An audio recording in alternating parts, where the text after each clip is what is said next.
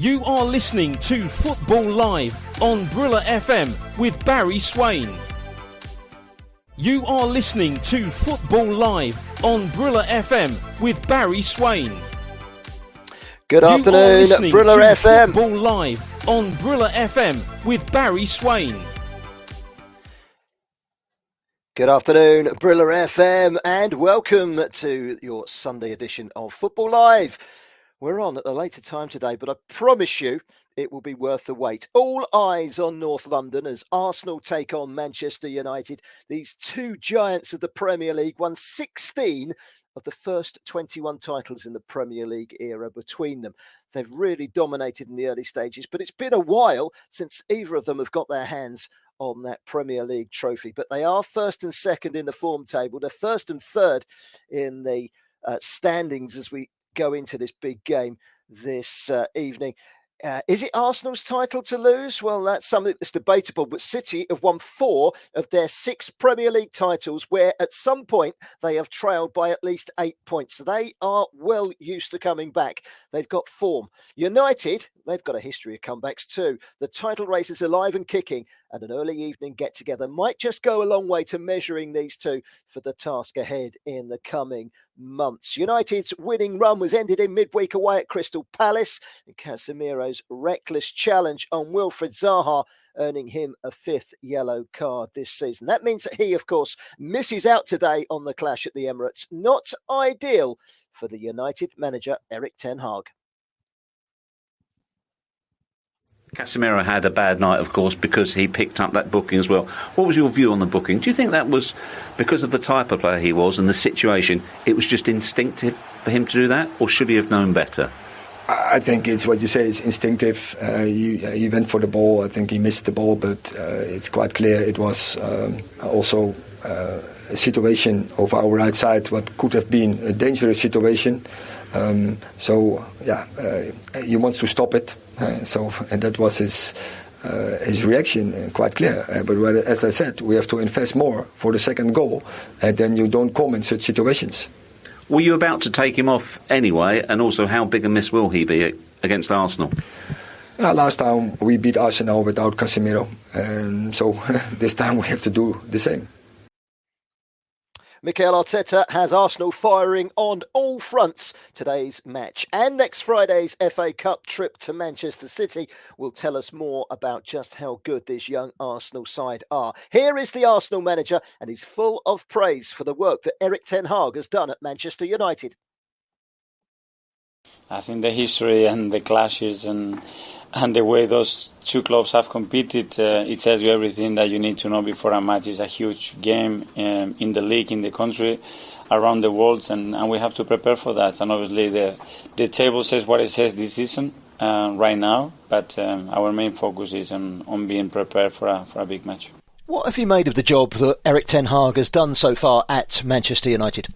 Really impressive. I think he's turned things around pretty quickly. I think he has implemented a very clear way of playing. I think the players seem that they bought into it. They have really good energy around the place, and a lot of things have changed in a very short period of time. So credit to him and the coaching staff for what they've done. Well, that was the Arsenal manager talking about ten Hag, of course, Mikel Arteta. Let's get in amongst the action, shall we, ahead of kick-off and get some team news from the Emirates. Let's join up with our reporting team for this afternoon, Martin Diaz and Ed Dowling. Good afternoon, gentlemen. Starting with you, Martin. What's the Arsenal team news, and does Leandro Trossard make appearance on the team sheet today? Well, it is a huge day for both of these sides here. An Arsenal win means they'll go 11 points clear of Manchester United and restore that 5-point lead over Manchester City with a game in hand over each side, keeping that unexpected title challenge on course. Now, there was some speculation that Arsenal would struggle to keep their charge going with the loss of Jesus, but they continue to pick up points and have now bolstered their attack with that £27 million signing of Leandro Trossard, who start on the bench today as Arsenal name an unchanged starting 11 from last week's impressive North London derby win, 2-0 over Tottenham Hotspur. The biggest danger in this Arsenal side today is probably in-form captain Martin Ødegaard, who scored in last week's derby game and has really developed into one of the best creative players in the Premier League. And he's going to be very keen to take advantage of Casemiro's absence, in particular in that Manchester United midfield. Now, this match could have a huge say in the title race and certainly is going to affect the momentum of these two sides. It's one you are not going to want to miss, and it's just 5 minutes away from kick-off. And Ed, obviously no Casemiro, but who fills the void for him for Manchester United? Yeah, good afternoon, everyone. It's Scott McTominay who gets the nod ahead of Fred today at the Emirates Stadium. Obviously, everyone saw the game at Crystal Palace in midweek where the reactions Casemiro getting booked was, I've never seen anything like it. It was like he'd been sent off, the reaction, and they know it's going to be that much more difficult, do Manchester United. But they're playing a very similar formation to Arsenal today. It's David De Gea between the sticks. Luke Shaw returns to his natural position at left back, with Martinez and Varane making up the two centre-backs, with Wan-Bissaka continuing his good form at right back.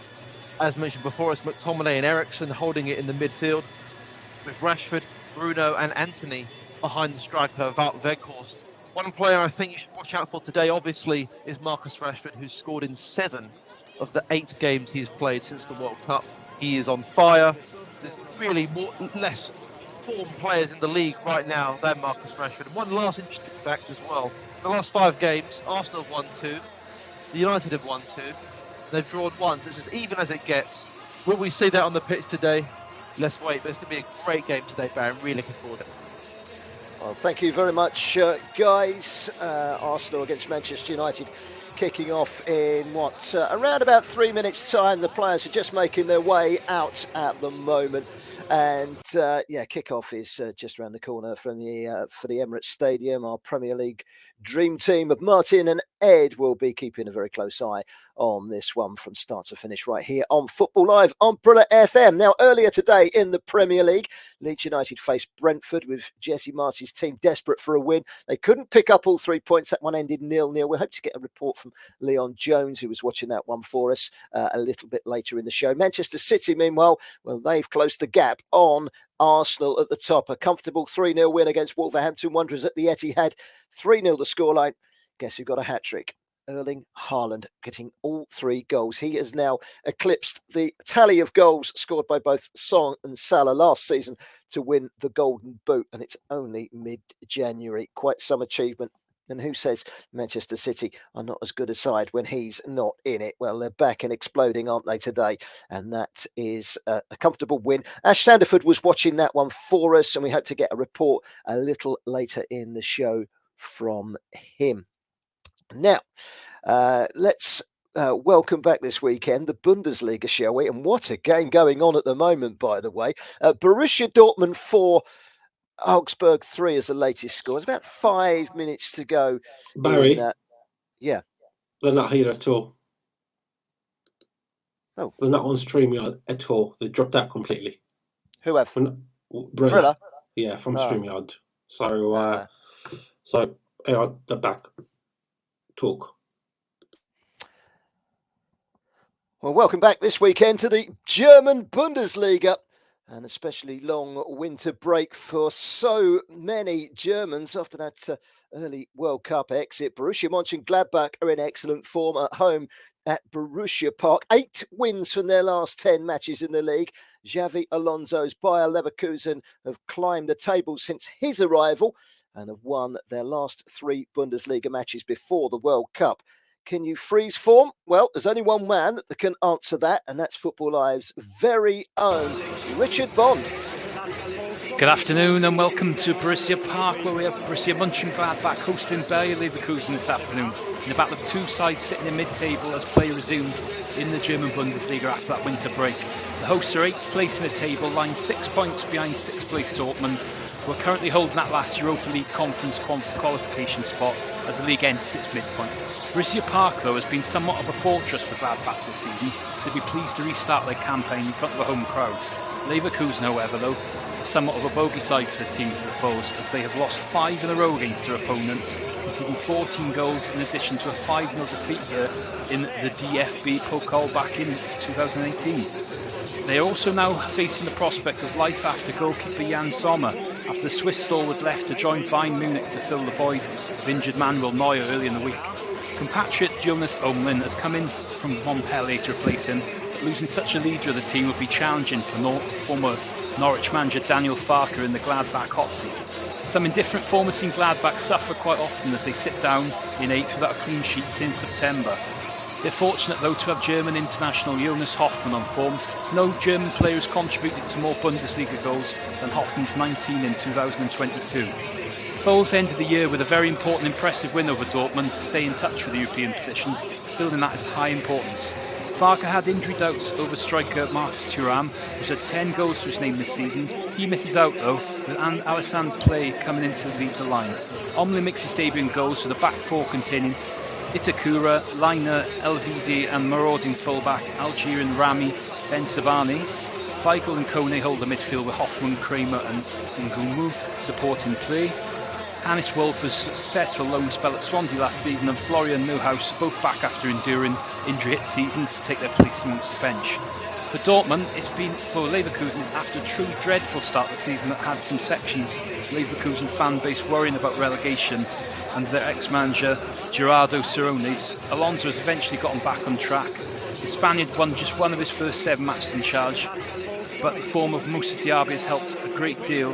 The attackers registered 6 goals and 2 assists in the 7 Bundesliga games, giving Alonso a much more of a fighting chance, building him into 12th place in the table. So the team news for them really, they've stuck with the familiar 3-4-3 formation with Baradaki in goals, Edmund Tassobia Marshall in a back 3 containing Ivorian, Odilin, Kosunu and Piero Hincapi. Andrich and World Cup winner Espizio Palacios will hold the midfield with Frimpong and Bakker looking to work the wide areas. Osluk and Adil will then look to support Diaby up front. Patrick Schleck, Andres Aranguez and Timothy Fosa-Mensah all miss out, with Callum Hudson-Odoi struggling with flu, only fit for the bench. With 34 goals in 7 matches in the Bundesliga this weekend, hopefully there'll be plenty more to come here today. Looking forward to this one. Football Live.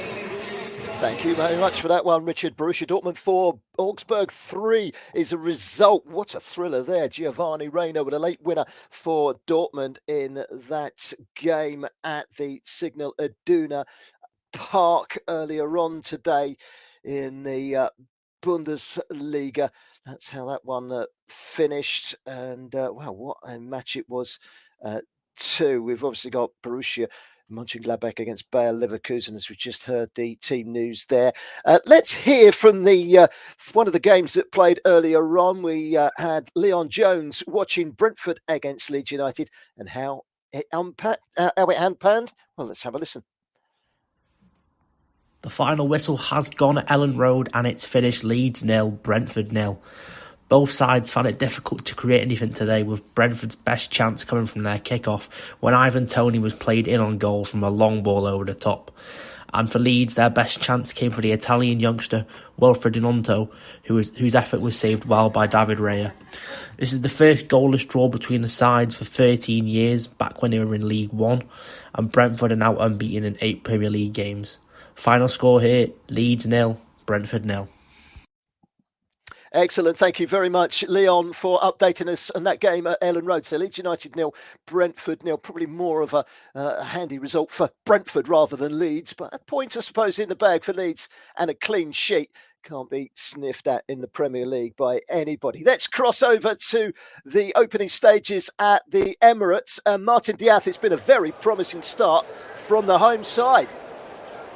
Yeah, Arsenal have been very, very sharp in this opening 3 minutes or so. Created a couple of decent opportunities without really testing David De Gea in that Manchester United goal as of yet. Probably the best chance. Partey is really sharp in midfield, sets Martinelli off down the left-hand side. He cuts back to find Martin Ødegaard about 15 yards out from the goal, but he scuffs his effort and it ends up behind for an Arsenal corner, which comes to nothing. But a very, very bright start for the Gunners here.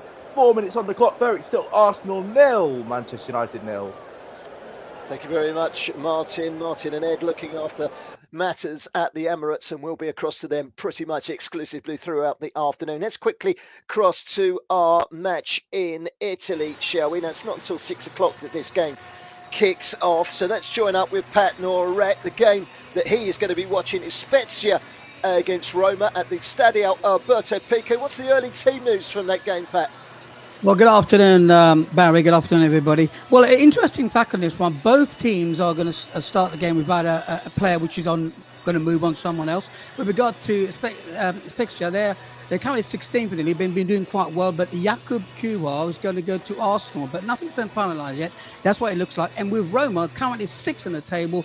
And do you know that they're on 34 points? But I would say they're probably about 4th because goal average, which brings this team to 6. Now, they might be losing Nicola Zaniolo, who's actually on the radar of Spurs, and that's what it looks like. But we got to the teams, starting with Spezia first. It looks to me like formation, they're going to play a 3-5-2 formation. The back three of Histo, Caldara, Amian. And in midfield, we've got Holm, Rica, Aldrego, Apadou, of course, in the midfield. That makes 5 of them in there. And then up top, we've got Verdi and Yassadi, I should say. And for Roma, and formation, and usual formation with Jose Mourinho is going to 4-3-3 formation. It looks to me he's got 2 sitting in and a striker up top. In goal, Fabrico, Anabez, Smalling, of course, we all know who Smalling is, and Mancini. That's formed the back 3. And the 4 across the midfield is Zakriski, Matic, Cristani, Sekic, and the 2 sitting in front is Sharawi, Gabella, and up top you've got Abrams. Looking for the kickoff on this one in about 20 minutes away. That is Spezia versus Roma. Excellent. Thank you very much, Pat. Let's go straight to the Emirates, where there's been a penalty appeal. Ed Dowling, tell us all about it. Yes, it's for United, actually. It's Bruno Fernandes played in behind, and he's fielding the ball from Ramsdale. Ramsdale's appeared from first glance to come through him. Nothing given, and upon replay, Bruno, as you might expect, goes down quite easy, let's say. But it's been a really high-quality game so far. They're fizzing it about. Both teams, both midfields are really passing the ball really well, which is what you expect from this game. And Ten Hag just seems to have told his players to, really get after. Don't let them set the tone. Really good start to the game, Barry, but it's 0-0, 7 minutes played.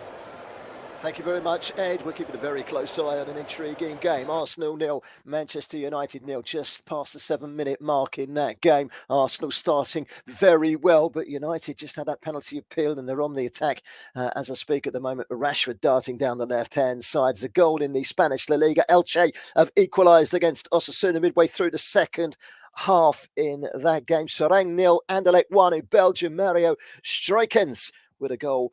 Just 14 minutes from time, that could be a valuable goal for Anderlecht. It's not a very useful goal for poor old Serang, I'm afraid, because they really are struggling. They've only got 5 points from safety.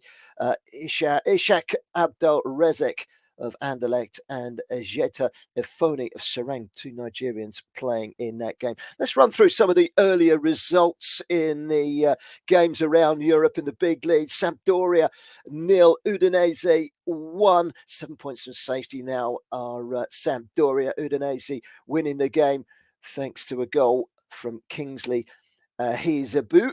And Monza 1, Sassuolo 1 was a result also in Serie A. Villarreal scoring late on to beat Girona 1-0 in La Liga. And it was a start for Sami Chukwueze. The goal came in the 101st minute, 11 minutes into stoppage time. Dan Parejo with the goal at the Estadio della Ceramica from the penalty spot. Antwerp 4, 10-man Standard Liège 1. 2 goals there for Victor Janssen. Hibernian 0, Hearts 3 in the Scottish Cup at Easter Road. Big win that for Hearts. Amongst the goals was Shankland, who's also sent off late in the game, but the game was already done then. The big derby in the Eredivisie in the Netherlands. Heerenveen 3, Groningen 1. A win there for Heerenveen. Groningen now only out of the relegation places by goals scored. So that's where we're at. We'll touch base on a few other earlier scores in a short while. And Leandro Trossard, we've just seen a picture of him on the screen amongst the substitutes today. Martin Diaz, how's it all unpanning so far? Is it time to settle down? Nearly 10 minutes gone, still 0-0. Who would you say is bossed the opening 10 minutes? Well, it's definitely been a bright start for the home side in this game. Manchester United really struggling to get a grip, especially hold possession as well, though as we know Manchester United don't always need to hold possession to get a good result as they did against Manchester City, so that doesn't say a lot. Arsenal, though, it's a strong start for them. They just need to be a little bit more clinical in the attacking areas. They've created a couple of opportunities for themselves, but in terms of finishing and really getting clear, it's been a little bit disappointing in the final third. Though you'd have to say Arsenal have probably been on top in this opening 10 minutes or so. 10 minutes though on the clock, and it is still Arsenal 0, Manchester United 0. Thank you very much, Martin. Still 0-0, and we'll keep a very close eye on that in the NPFL in Nigeria. The final whistle is blown in a couple of the Group B matches. Anuga 1, Sunshine 1, Abea 0, Lobby Stars 1. A good win there for Lobby Stars. Doma United are leading Dakar with 10 minutes to go by a goal to nil. Bielsa United 2, Wiki 0 in Group A. Nasarawa United are losing to Aqua 3-0 at home. Aqua United heading for a big win there. 1-1 between Plateau United and Enyimba. Kwara United 0. Bendel Insurance 1, and it's goalless with 12 minutes to go between Warriors and Gumbe United. So that's where we are at the moment. Let's head back to the Emirates. It's getting a little bit feisty, isn't it, Ed Dowling? It is, yeah. We've just seen again Bruno Fernandes bring down, I think it was Zinchenko in the middle of the park, and Gabriel was clearly not very happy with the challenge and squared up to him. But Bruno's setting the tempo for his team. You know how he plays, very, very passionate, very energetic, and he's leading by example out there. And this is the exact kind of style we want to see from this game. Very frenetic pace so far. It really needs to calm down, actually.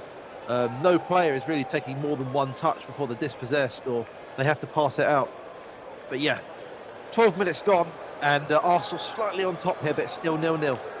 Thank you very much to Ed Dowling alongside Martin Diaz watching that game at the Emirates. It's Arsenal 0, Manchester United 0. 12 minutes gone in North London. Keeping a very close eye on that as Arsenal try and set off on another attack. We was touching base on some of the earlier scores. Feyenoord stay 4 points clear at the top in the Eredivisie in the Netherlands. They've drawn 1-1 against Ajax in the Northeast Derby. The Weir Tees Derby, as it's known in the Championship in England. It's finished Sunderland 2, Middlesbrough 0. Dale Fry sent off for Middlesbrough. Ross Stewart and Ahmed Diallo with the goals there. It's a bizarre match in the Women's Super League. The lunchtime kickoff, Chelsea against Liverpool. They had the hot air blowers on the pitch before the game. The pitch frosty in places, very hard underfoot. They kicked off 5 minutes into the game. Referee abandoned the game at 0-0. So that game between Chelsea and Liverpool never really got going. Well, it had 5 minutes at Kingsmeadow. At the Matchroom, it never started. Spurs against Leicester City was called off. Reading 0, Manchester United 1 in the WSL at Majeski. A late goal for Rachel Williams. 3 minutes from time there. And United close in on Chelsea at the top.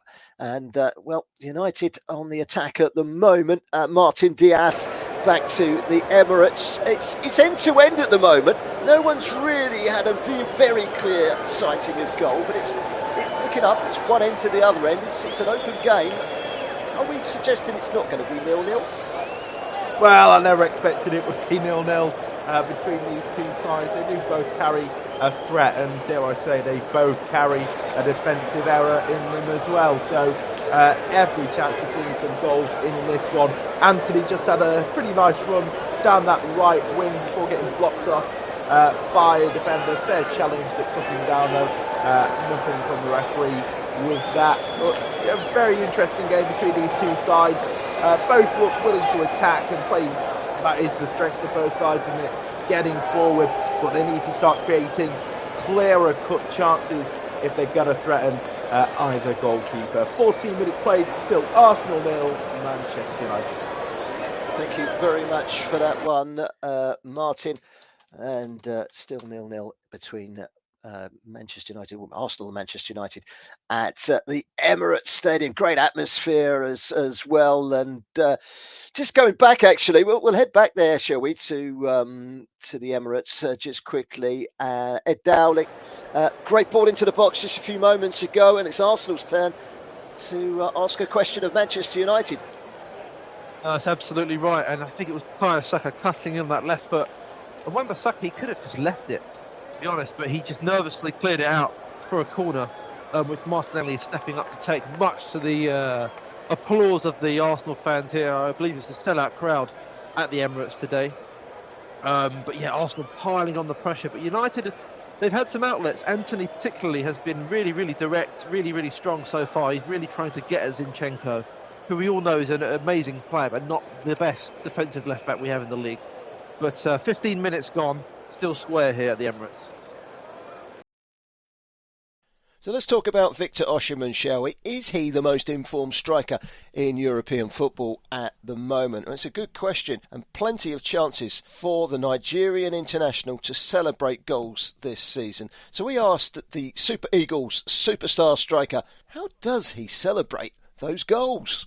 I don't really have a particular goal celebration. Sometimes it depends on the game, depends on the mood. Sometimes probably you can see when we play Napoli versus Torino, the kind of emotions that comes with me scoring the goal at the dying minute. So I think that this kind of goals require for people to see the emotions in your face, the way you run towards the fans. They could see my emotions that, oh yeah, this goal really means a lot to me.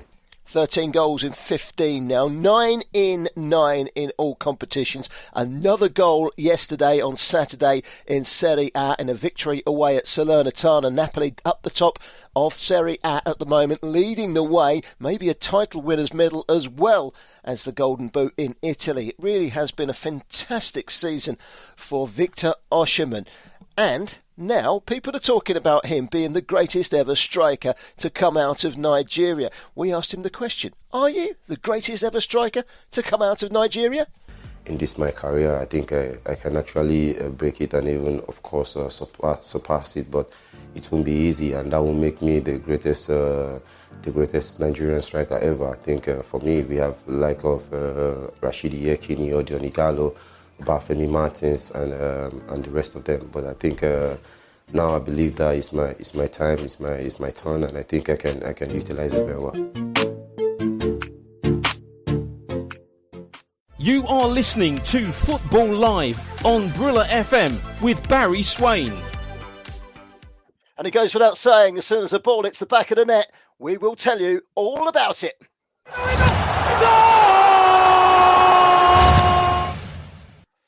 And I can tell you there's been a goal at the Emirates Stadium, and it's gone to Manchester United.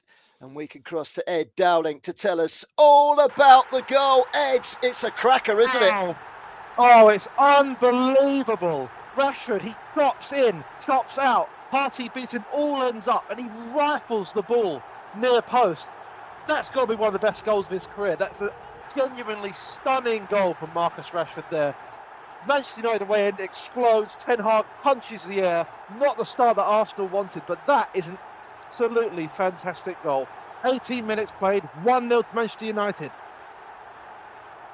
Wow, what a goal for Marcus Rashford. What a player. And what a way to get this game sparked into life. There's a yellow card that's just been shown to Arsenal's defender, Ben White, for a late challenge. Went through the back of Rashford, slid in with his left foot, but his right foot followed over the top. He picks up his 4th yellow card of the season. But he will escape any sort of ban for 5 yellow cards, but he can't pick up another one without being sent off. Gabriel, Saliba and Saka are all on yellow cards today. If they get caution today, they will miss the trip to Everton next weekend. So Arsenal behind against Manchester United this afternoon at the Emirates, and it's Marcus Rashford with the goal. We will, of course, speak straight across as all the action unfolds. Let's head back, shall we, and speak to Martin Diaz. Martin, getting your reaction to the goal. It was an absolute pearler, wasn't it? Yeah, it's a great goal for Marcus Rashford. 9 goals in 9 games for him. But, it's disappointing from Thomas Partey as well. He gets nutmegged in that midfield by Rashford. He'll be a little bit disappointed that he didn't do more to stop Rashford from cutting inside. But you can see the confidence really is flowing with Marcus Rashford. It's a great hit, and he looks well back to his best form at Manchester United. A real threat, and Arsenal have got it all to do now. They need to find a way to get more effective attacking moves going and really threaten David De Gea in that Manchester United goal. But 20 minutes on the clock it is now. Arsenal 0, Manchester United 1. Thank you, Martin. So, wow, it's all happening at the Emirates. I nearly said Old Trafford there. At the Emirates, Marcus Rashford after 17 minutes. The games that are going on at the moment around Europe. Let me tell you about Al Hilal as they lead today. Al Hilal 2-1 up against Haba. A goal there from Al Sawari from the penalty spot just after half-time, giving them the lead in that game in the Saudi Arabian League. We've got Odion Igalo, the 33-year-old Nigerian. He scored in each of his last 6 appearances for Al Hilal. He hasn't scored yet today, looking to make it 7 out of 7, but he certainly will be keen to be part of a side that are in front at the moment. And let's head back to Ed Dowling quickly. A big chance for Arsenal to get an equaliser. Yes, Bukayo Saka isolated on the right side. He stands up, Luke Shaw squares it across the box, and there's Eddie Nketiah who's trying to get on the end of it. And it's well blocked by the United player, but Arsenal, they're definitely not out of this. I can see them at least scoring 1 today. They're so dangerous every time they go forward. But United have been defending very resolutely so far. There's a corner coming in, so it's a bit of danger for the away side. It's a surprise lead that United have taken in this game. We've just seen a shot there go wide. Martinelli, a little routine they've been working Arsenal clearly. But it will come for Arsenal. We see they start their games better than they end them. And let's see if that pressure pays off. At 21.5 minutes gone, it's 1-0 to Manchester United still. Okay, thank you very much. Our featured game in the Bundesliga. Welcome back to the Bundesliga. Nice long winter break for them. Borussia Mönchengladbach against Bayer Leverkusen is our featured match at Borussia Park this afternoon. Richard Bond, how's the opening exchanges looked? Well, it's quite a competitive match we've got so far, and unsurprisingly Gladbach have been the side that have been on top, forcing most of play, but some of the challenges, you can see that players are itching to get back on the pitch. We've had two moments of note really as such for Gladbach to mention. Kone had a speculative effort from 25 yards, well saved by Hradky in the goal, and Wiegel's header then just going over the bar. So it's 0-0 still here at the moment. Borussia Mönchengladbach 0, Bayern Leverkusen. Okay, thank you very much, John. Elsewhere, AZ Alkmaar in the Eredivisie, Holland are beating Fortuna Sittard by 2-1. I don't know if you listened to Football Live yesterday. We saw a debut presenting for Josh Bailey, done a terrific job. And I think he was jinxed yesterday. He had about 3 games where he came away from the reporter. And as soon as he came away from the reporter, there was a goal in that game. Well, guess what? It's happened to me as well.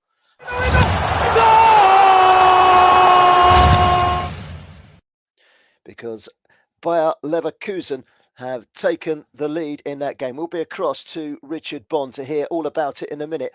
And when those goals start flowing, they start flowing.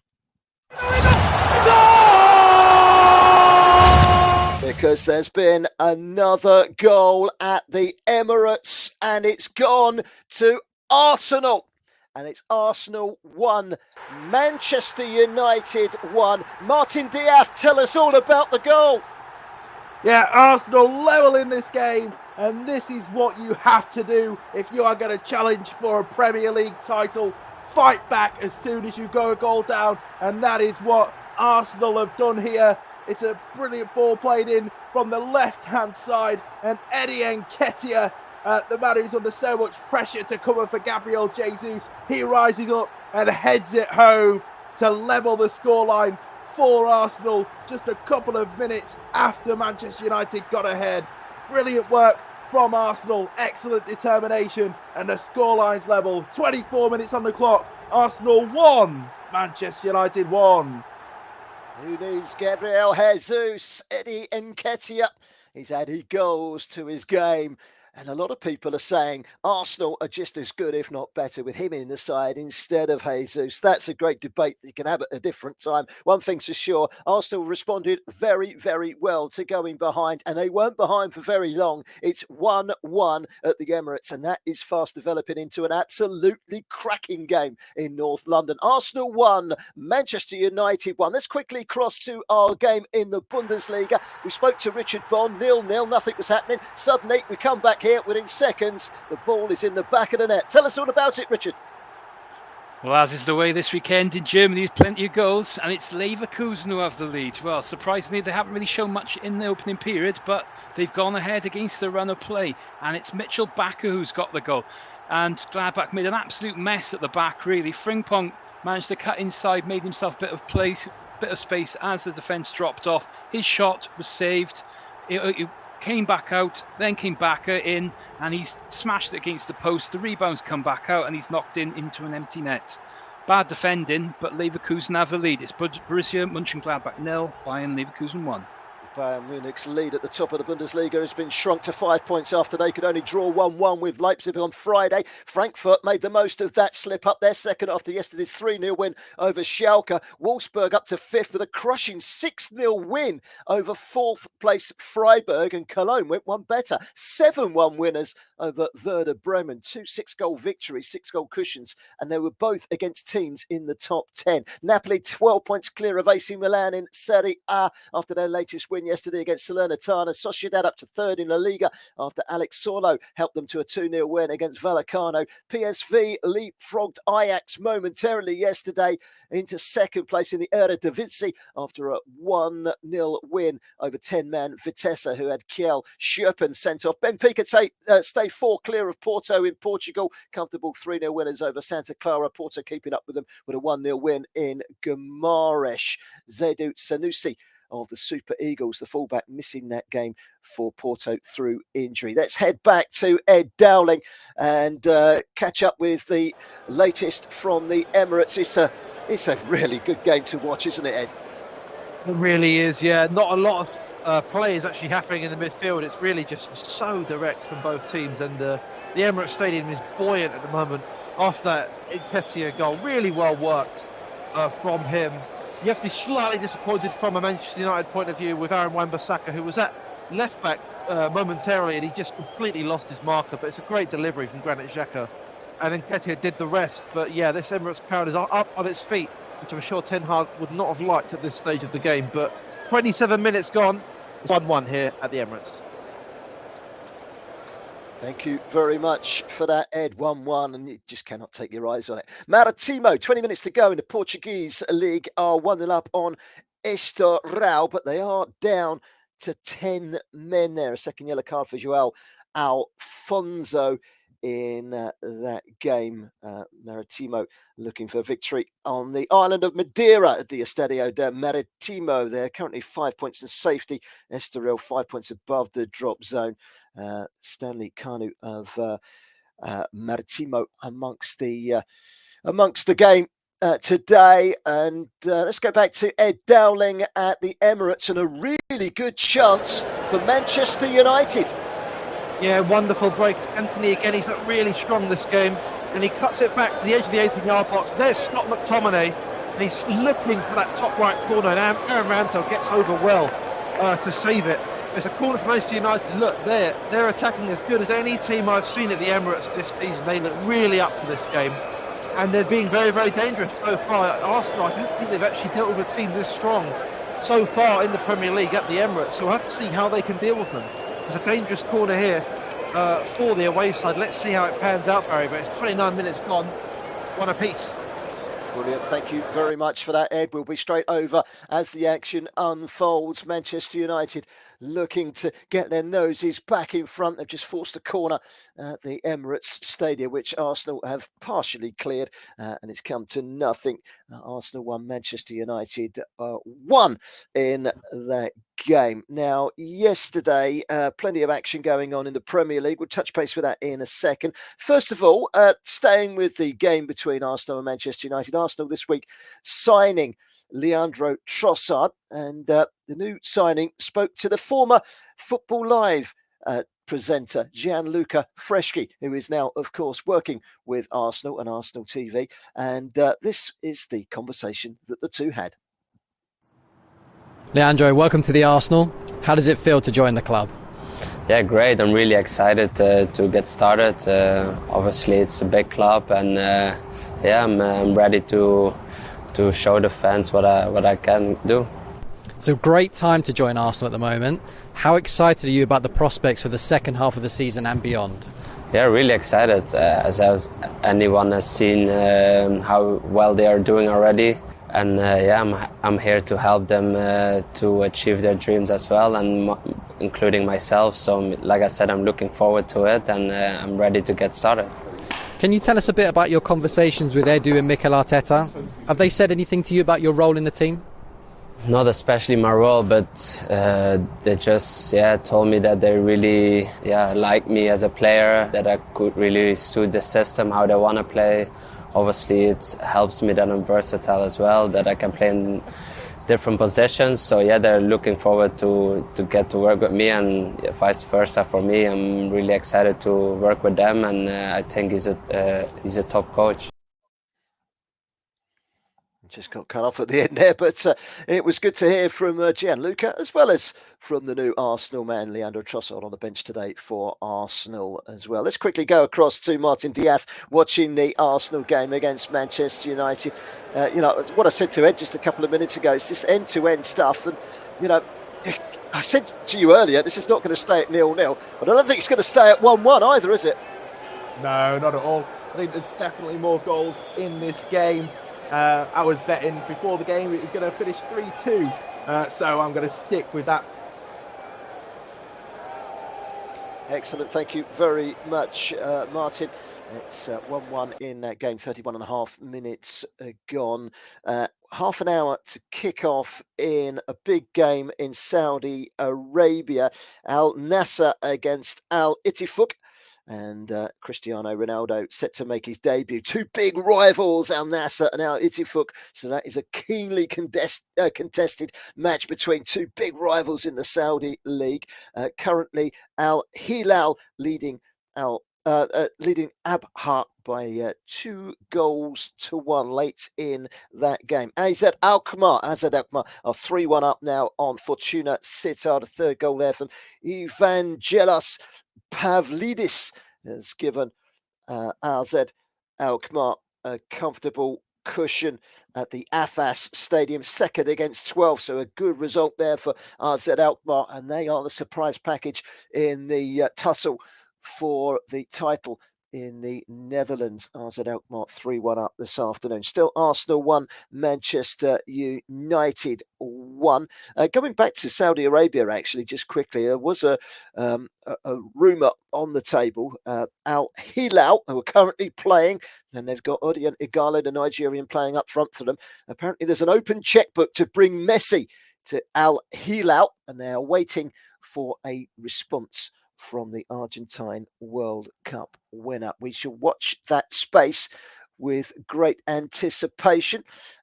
It's festering up nicely at the Emirates.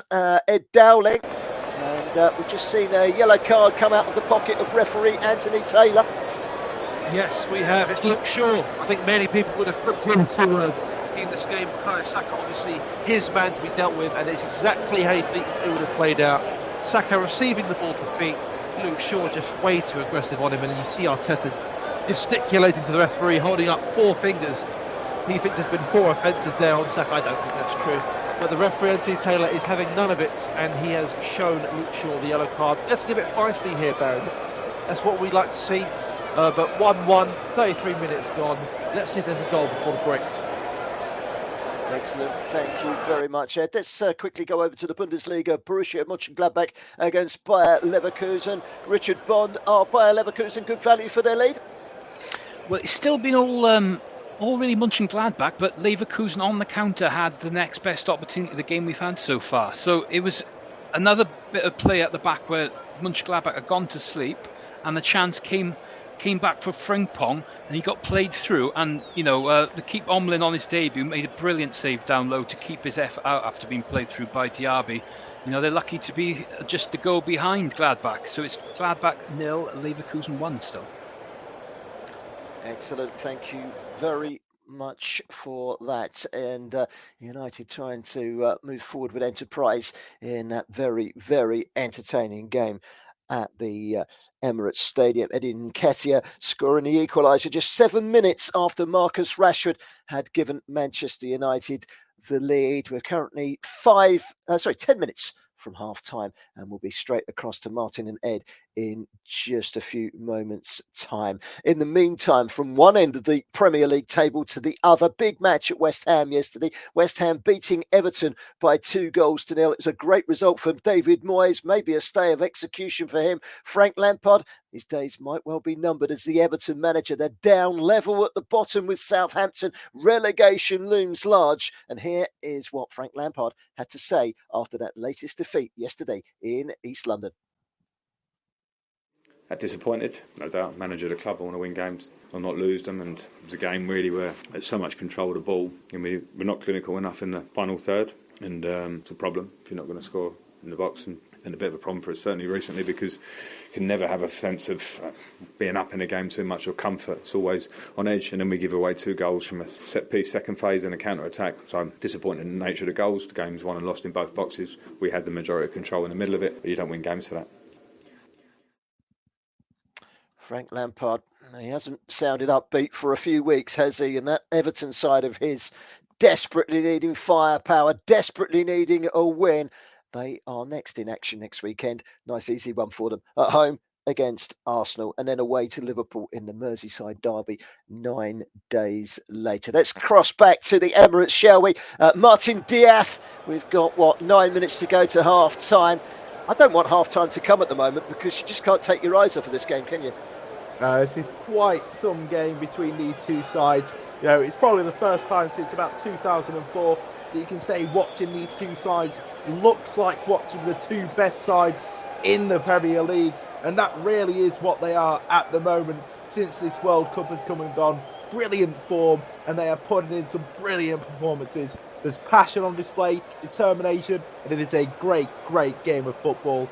I can't wait for this to carry on, and I'm expecting more goals to come. But 37 minutes on the clock, it's still Arsenal 1, Manchester United 1. Thank you very much, Martin.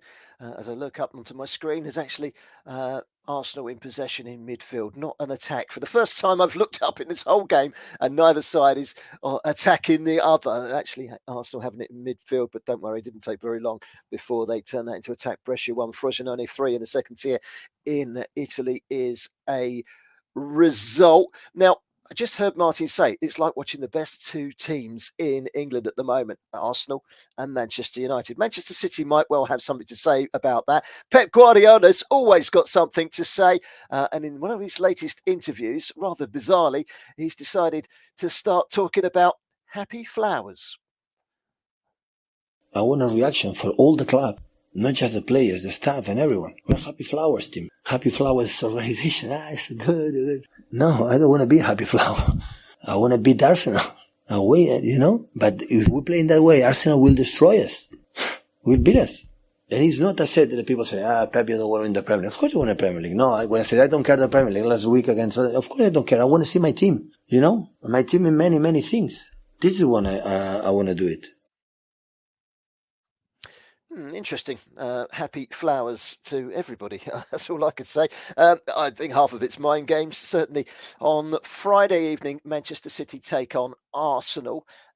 you get the feeling that Manchester City's number one priority now this season is perhaps the Champions League. Arsenal's number one priority this season is most certainly not the FA Cup. Be interested to see what happens when those two come together on Friday evening at the Etihad. I think the two league matches between the two of them will be the priority over that game. But one of them will go out of the FA Cup, of course, this coming Friday. Let's head back to the Emirates, shall we, and speak to Ed Dowling. We spoke to you a few minutes ago. Arteta's been confirmed as having the yellow card, not sure. It is continuing at 100 miles an hour. It'd be interesting to see if these two sides can keep up the speed for the whole 90 minutes. Yeah, it would be. And I reckon they would be. Based on previous evidence watching these two teams this season, I think we could be in for that. And I was just thinking earlier, like comparing this to the quality of Liverpool versus Chelsea yesterday, it's so much better. So much better. Man United, they're not scared to play out. They're playing as direct as Arsenal are, and Arsenal are trying to set the tempo, and they're doing it quite successfully. It's a really fascinating game out there. And United so far don't look like they're missing Casemiro. We'll wait and see as to whether that tells throughout the game. But one of the best games of the season for sure so far. And I couldn't tell you who could win it. You know, Arsenal are attacking more, applying that a little bit more pressure, which you would expect. But then whenever United go forward, it looks like Arsenal are at 6s and 7s. And that's testament to United's attacking quality. So I really don't know where this could go. But there's chances galore, tackles flying in. It's been an absolute blast so far to watch this game, Barry. And I can't wait for more. At 40 minutes gone, 1-1. Will there be a goal before half-time? We'll have to wait and see. No, probably. 5 minutes to go to half-time. Thank you very much, Ed. Arsenal unbeaten in their last 11 Premier League home games, winning 10, taking 31 points from their last possible 33. Their only drop points at home since April came in a home game against Newcastle on the 3rd of January, 0-0 draw. The Gunners have scored 32 goals in their last 11 Premier League home games, scoring 2+ goals in 10 of their last 11 home games, the exception being that blank fired against Newcastle in that draw just a couple of weeks ago. It's been fabulous form for Arsenal at home this season. But Manchester United have gone there with a plan. They've defended well and they've caused a few problems. It's 1-1 and we'll be back before half-time for an update on that. Elche 1, Osasuna 1 as a result in the Spanish league. Good point that for Elche. It's 5 points this season. They've yet to win, so any point's a good point, isn't it? But they need to start winning games, and very quickly. That's their 18th league game in La Liga, and they're still looking for their first win of the season. And, well, it nearly happened for them today, didn't it? But not quite. 1-1 the result there. They had to come from behind, in fact, with a Carmona goal in the second half. Cancelan Avila scoring after 20 minutes for Osasuna. So 1-1 in that game. Let's quickly remind you that we will be crossing back to the Brilla FM studios at half-time, which is fast approaching, and that's your opportunity to play ball with some social media interaction. Get involved with today's action. Have your say on social media. We want to hear your thoughts, your opinions, your predictions, and you can do so on Twitter at BrillaFM889. That's at BrillaFM889. And we're also on Facebook at 889 Brilla FM. That's at 889 Brilla FM. Interact and be part of the show this afternoon here on Brilla FM and Football Live. It's football, my friend. It's football. You are listening to Football Live on Brilla FM. So 1-1 in the game between Arsenal and Manchester United, and it's been a thoroughly entertaining game. And let's cross back to the Emirates, shall we? Let's speak with Ed Dowling. Ed, you know, Martin's just said it. It's a difficult one to call, isn't it? But you know, if you had to put it on paper with 43 minutes gone, who would you score your points to? If it's a boxing match after 12 rounds, is it Arsenal or is it Manchester United so far? I think it's dead even so far, Barry. I think it really is. I think Arsenal have had more frequent attacks on the United goal. but United have had the more meaningful ones, and there's been a lot of them from both sides. So I'd say in the last 10 minutes or so, I think United have really grown into this game. I've been very impressed by McTominay and Eriksen, who have managed to sort of stem the tide, if you like, of that Arsenal midfield, which we've seen overload the best midfields in the land this season. It's so even so far. I couldn't call a winner. If I really had to, gun to my head, I'd probably suggest Arsenal based on what they've done this season and the way things have gone. But it's so tricky. United look really, really up for this. So much better than they did in the week against Crystal Palace. This is why we love to watch football. As a neutral, it's great to see. You don't know who can win, but there's chances everywhere.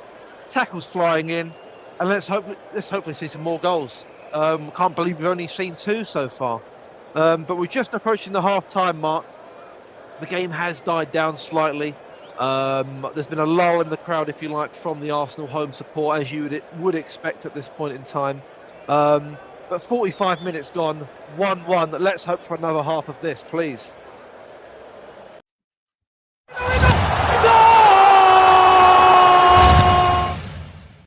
Might have just pressed that button a little too soon. Bayer Leverkusen 1-0 up away at Borussia Park this afternoon against Borussia Mönchengladbach. Richard Bond, a second goal, but I understand it's been ruled out. Yes, Leverkusen thought they'd gone 2-0 up, but Bakker it was who had the first one. Ball came across from the right-hand side on a counter-attack as, again, Mönchengladbach went to sleep. Ball came in from the right. There was Bakker, slammed the ball home. But as he was celebrating, the linesman flag went up and, denied. So it's still, at the moment, Gladbach 0, Leverkusen 1. Thank you very much, Richard, for that. Trabzonspor, let's get it right, are beating Istanbulspor in the Turkish Super League by 3-0. Anastasios Bakasetas with his second goal of the game in that. Ed Dowling at Emirates, 2 minutes of added time, played nearly one of those, and a good chance for Arsenal just a few moments ago. Yeah, I believe it was Martin Odegaard who just dragged this shot wide of the mark. Fairly spirited effort, but a decent one nonetheless from that position. We're just seeing United building here. This is how the game has been so far. We've just seen Arsenal attack, and now United at the other end. There's now another claim for a penalty. Wan-Bissaka going down rather easily on first inspection. But yeah, look, they haven't stopped yet. There's only a minute left to go in the game, including added time. But they're really going for it, both teams. Really great to watch. Got to be half-time soon, though. Still 1-1. Thank you very much for that, Ed. So 1-1 as we head in towards half-time.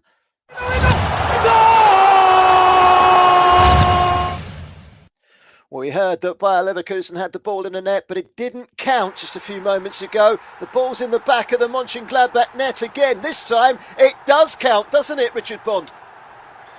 Yes, well, just when you thought Gladbach would learn from their lessons, Omlin was beaten now for the second time, and this time it has counted.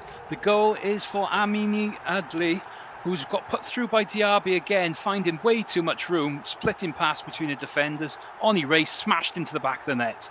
So we're back at Gladbach 0, Borussia Leverkusen 2. Brilliant. Thank you very much for that, Rich. So that's heading in towards half-time. And, well, the half-time whistle has gone at the Emirates. It's Arsenal 1, Manchester United 1. Let's cross to Martin Diaz. Martin, you know, I called it on Ed just now. Go on, call a winner. And he said even Stevens. I couldn't disagree with him. I don't think you will either, will you? I'm going to say 3-2 for Arsenal in this game. I think there is going to be a winner, and there's going to be a lot more drama as we progress in this game, especially in the second half. I think it's going to be right into the 90th minute that they're fighting for this game. But what a game it's been in the first half so far. So much action, end-to-end stuff, both sides creating chances, and both sides scoring very, very good goals. So it's been a heck of a first. Thank you very much for that, Martin. So at half-time, 1-1 between Arsenal and Manchester United. We haven't delved into the feature game that we've got in Italy so far. Italy has certainly been making its headlines this weekend. Pat Noret is sitting very quietly watching the game between Spezia and Roma. 18 minutes or so gone there. Pat, what's the latest? Still 0-0? Well, still 0-0, yes, but it started very quietly with Roma just sitting back and waiting for Spezia to attack. But about a minute ago, what happened was Spezia lost the ball and they went on the run, and Spalletti was fouled in the box. And for me, it's definite penalty. And you can see Joe Mourinho just got a yellow card because of complaining. So as it stands, I think it should have been a penalty, but we had VAR, but I think that the referee can say to what have a look at it, but it wasn't looked at. So with 17 gone, it's Spezia 0, Roma 0. Thank you very much for that, Pat. So 0-0 there, 2-0 to Bayer Leverkusen at Borussia Park. Half-time just fast approaching, and half-time 1-1 between Arsenal and Manchester United at the Emirates Stadium, which we've been hearing all about. And, well, it's all action, isn't it? And we'll be heading back in a few moments' time to FJ in Lagos. It's your chance to interact on social media on Twitter at BrillaFM889 and on Facebook at 889BrillaFM. Don't forget, for all the latest football news, visit www.brilla.net and click on latest news. Let's very quickly delve into the game in the German Bundesliga at Borussia Park. Half-time, Richard Bond. Yes, well, it's a 2-0 lead for Bayer Leverkusen against Borussia Mönchengladbach at half-time. 2 goals from Bakker and Adli have put them into a healthy cushion at the break after poor, woeful defending from Mönchengladbach had let a good play they've had slip in this first half. They're going to have to do well to come back into this game now in the second half. Still plenty of time to go, obviously, so we look forward to more goals there. So it's Borussia Mönchengladbach 0, Bayer Leverkusen 2. Excellent. Thank you very much. Rich will be across for the second half in that game. Will be across for the second half of Arsenal against Manchester United. And of course, we'll see how things unfold between Spezia and AS Roma. There are some good matches going on this evening as well. Juventus, of course, making all the headlines. We'll probably touch base on them a little later on in the show. At home to Atalanta. Can Hadi Mola Lukman find the back of the net again? In Spain, Atletico Bilbao against Atletico Madrid. In Belgium, Saint-Truiden against Ghent. And of course, in the WSL, it is Brighton and Hove Albion struggling towards the bottom against the title hopefuls Arsenal. That's at the Broadview Stadium. Time to head back to Brilla FM studios now, and we're going to head back to FJ. FJ, just one quick news for you. One quick question for you, actually. Who was the last team to win at the Emirates in any sort of match, including friendlies, against the Arsenal men's first team? Who was it? I wonder if you know. And what was the ironic thing about that game in the terms of who scored the goals? I wonder if you could come up with the answer. If you can't, I'll tell you in just a few moments' time. Over to you, FJ.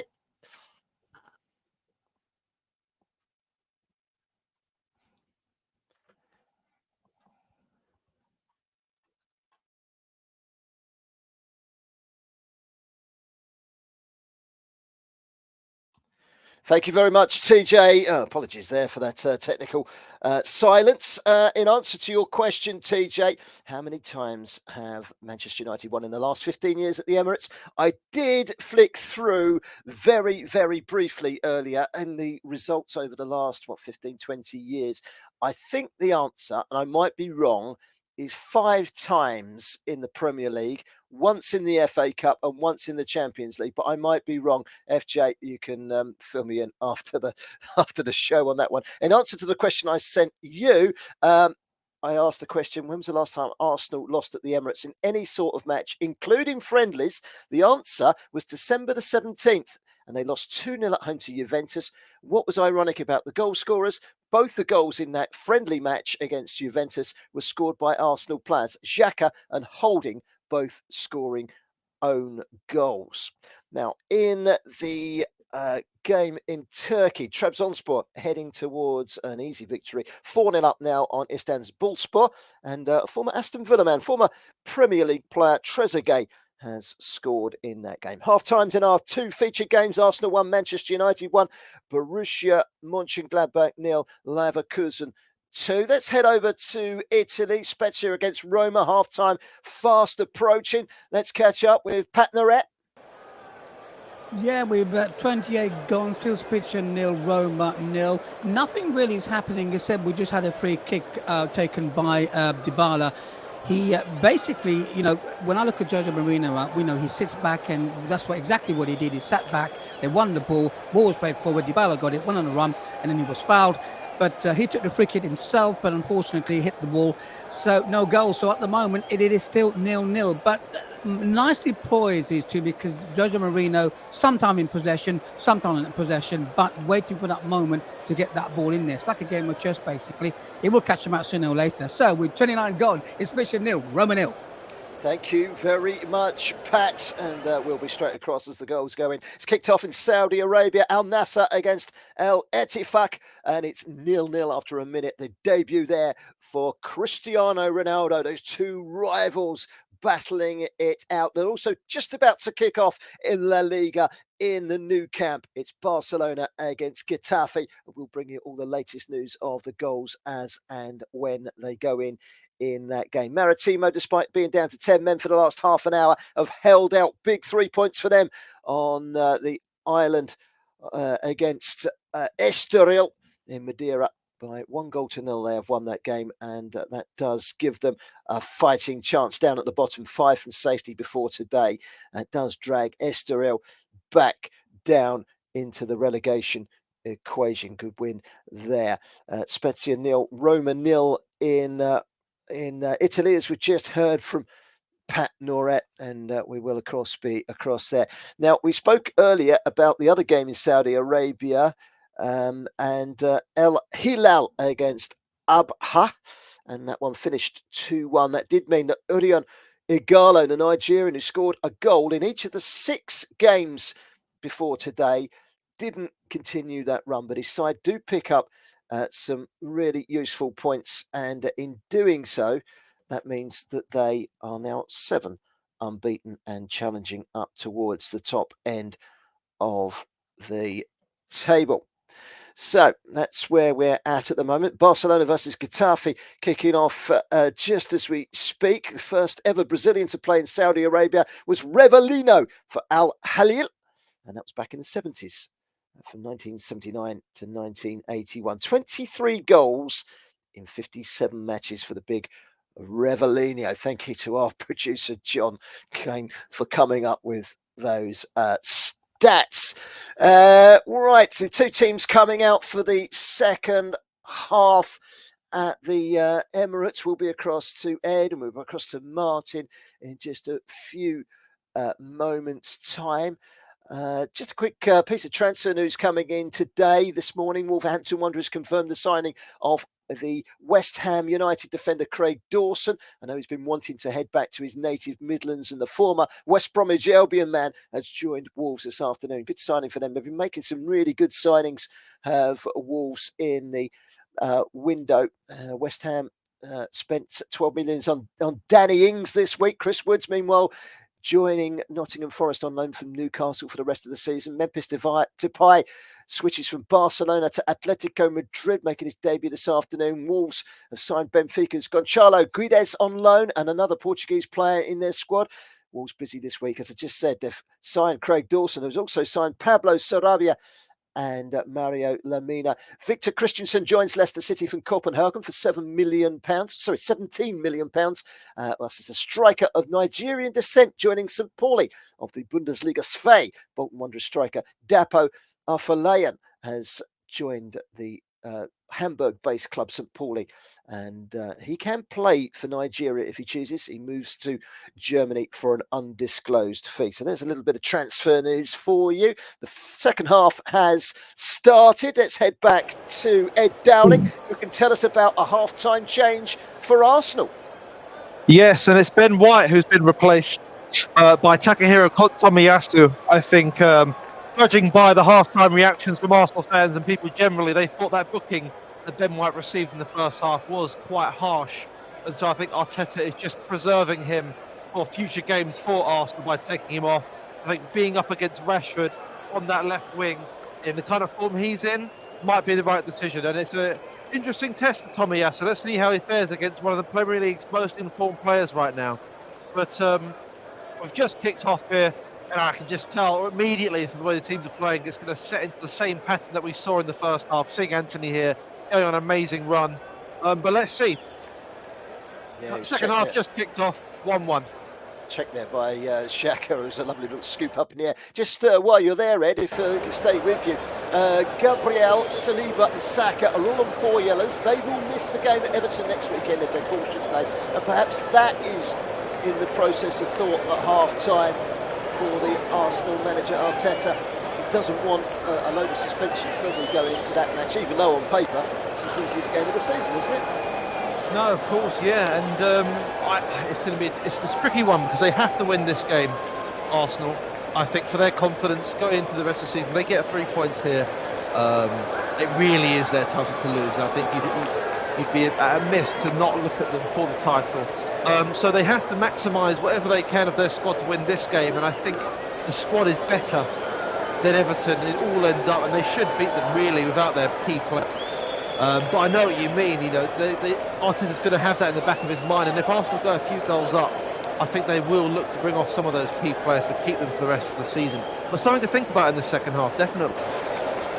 Excellent. Thank you very much for that, Ed. Switching from North London to West London, Chelsea picked up a useful point yesterday away at Liverpool, and that was a good result for them. They played reasonably well, and here is Graham Potter on that 0-0 draw at Anfield. We were happy with the performance of the team, happy with the energy, with the spirit, with the discipline we had. It's never easy coming here because of Liverpool's quality and Anfield, so we take the point, we accept the point, and we move forward in a positive way. Graham, tell us how Mikael Mudryk has settled in. Well, he's only been, like I said, I think he's had 2 sessions with us. But from watching him at Shakhtar and seeing his quality there, he's dangerous in 1v1 situations. In the final third, he can make things happen. I think he'll get supporters off their seats. Dribbling action's really, really high, and knows where the goal is. So our job now is to help him settle into the team, settle into the country, settle into the league, and gain an understanding of us and how we can help him. That was Graham Potter, cut off slightly early there, reacting to that 0-0 draw at Liverpool yesterday. Chelsea perhaps slightly the happier, but it doesn't really do Liverpool or Chelsea an enormous lot of good in their quest to finish in the top 4. It's looking at the moment Manchester City, Arsenal, Manchester United and Newcastle.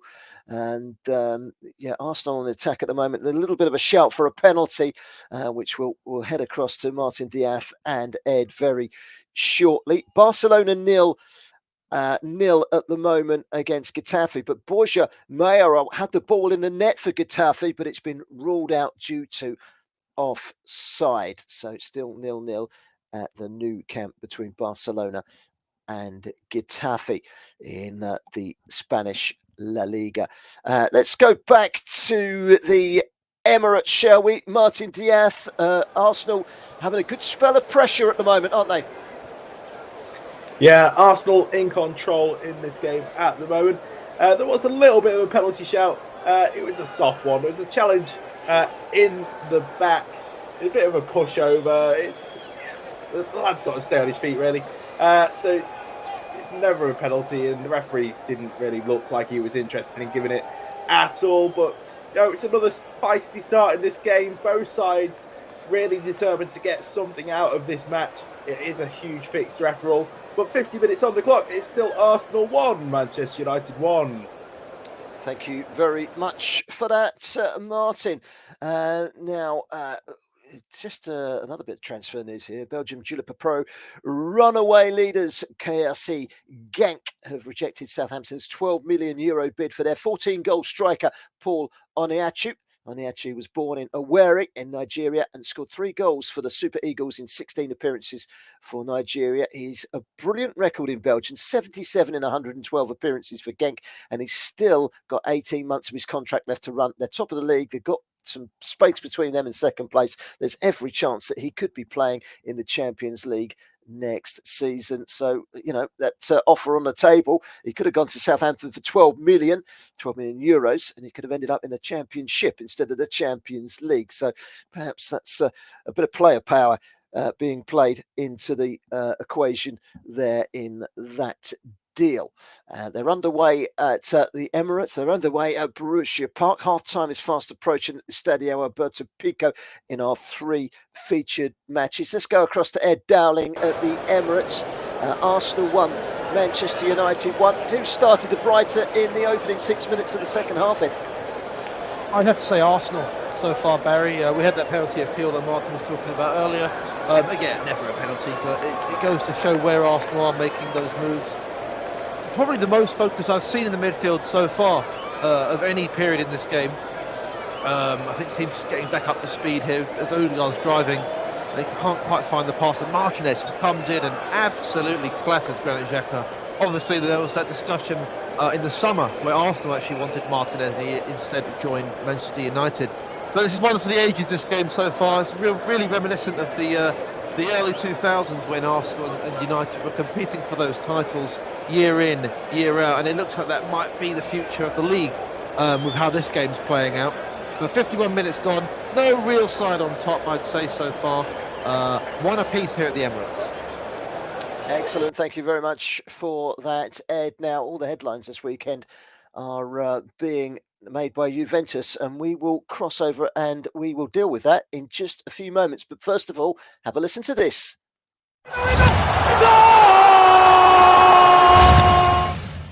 In the first half, Manchester United were ahead, but Arsenal bounced back and they were level. There's been another goal in the game between Arsenal and Manchester United. Let's head across to Ed Dowling, who can tell us all about it. Absolutely wonderful from the Arsenal star man. It's in on his left and he lashes it into the far corner. That's as good as Rashford's goal. The build-up maybe wasn't the same, but that is absolutely fantastic from Bukayo Saka. And every game he plays, you wonder, can he get better than this? And he shows you every game he can. That is an absolutely wonderful goal. I'm just watching it again. It's Tomiyasu. Not a lot of pressure from Arsenal. Saka picks it up. He's driving with the ball, Ericsson, and it's very reminiscent actually of Gareth Bale in his last season for Tottenham before he went to Real Madrid. It's an inch perfect into that bottom left corner. No chance of David De Gea. What a wonderful goal from the youngster. And it's 2-1 to Arsenal, 53 minutes played. What a goal. That was a fantastic strike, Ed. And Arsenal are ahead, and the Emirates is on its feet, and there's a big hug amongst the Arsenal management. Mikel Arteta embracing all of his staff. They haven't won this game yet. There's only 54 minutes on the clock. He scored in his last 3. Bukayo Saka, one of the big stories this season in the Premier League, has gone and done it again. It is Arsenal 2, Manchester United 1. He scored in 3 successive appearances now against Manchester United. Scored in a 3-1 defeat up at Old Trafford, of course, and also back in April 22 in a 3-1 home win. Never scored 3 goals against a specific opponent before until today. Well, he's on 4 yellow cards. He just needs to tread carefully. He will miss that trip to Everton next week if he does get a yellow card. 7 goals and 7 assists for Bukayo Saka in 16 appearances in the Premier League this season. That is quite some return. And those 7 Premier League assists, only De Bruyne with 10 has got more assists. Let's go across to Martin Diaz at the Emirates. And Manchester United have now, for the first time in this game, got to come from behind. Yeah, a lot of pressure on Manchester United now. I think David De Gea is actually going to be a little bit disappointed with that goal. If you notice, just before he takes a little bit of a step to the opposite side to where Saka shoots, and that leaves the space for it to go into the back of the net for Saka. But it is a fine strike, no doubt about it. Manchester United, though, they have come back from this kind of position before in this season. This game is far from over, and Manchester United are going to fight for it. But can Arsenal show their title credentials today by holding on to a lead against a very, very difficult opponent? We've got 35 minutes left to wait and see. 55 on the clock. It's still Arsenal 2, Manchester United 1. In the Belgian Jupiler Pro, Scott Parker's Club Brugge are losing at home to Charleroi. Rafa Onyedika amongst the starting 11 for Club Brugge this afternoon, but they're 1-0 down early on through Yusuf Mamadou Badji's goal after 13 minutes in that game. Now, I was just about to touch base with you about the Juventus situation. They said they will appeal the decision made on Friday to dock them 15 points and effectively remove them from the race for the Scudetto in Italy. They've dropped from 3rd to 10th overnight on Friday into Saturday, and Atalanta now 20 points off the leaders, Napoli. Atalanta coming to Juventus, the Juventus Stadium tonight. And, well, that's a story that keeps rumbling on.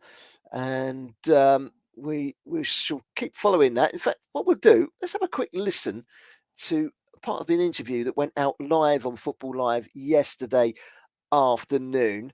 And it was with Matteo Lighieri, who is our Italian football expert, and this is what he had to say to Josh Bailey on yesterday's show.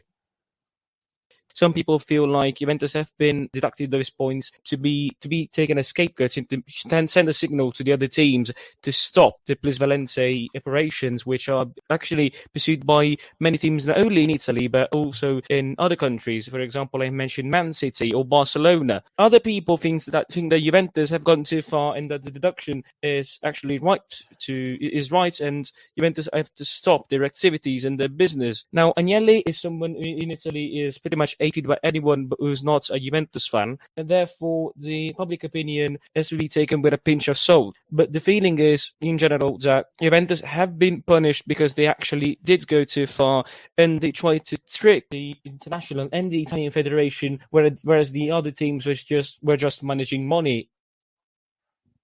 Well, that was the interview that went out yesterday live between Matteo Lighieri, the Italian football expert, here on Football Live, and our host on the Saturday show, Josh Bailey. Let's hear about a goal, shall we, in one of our featured games.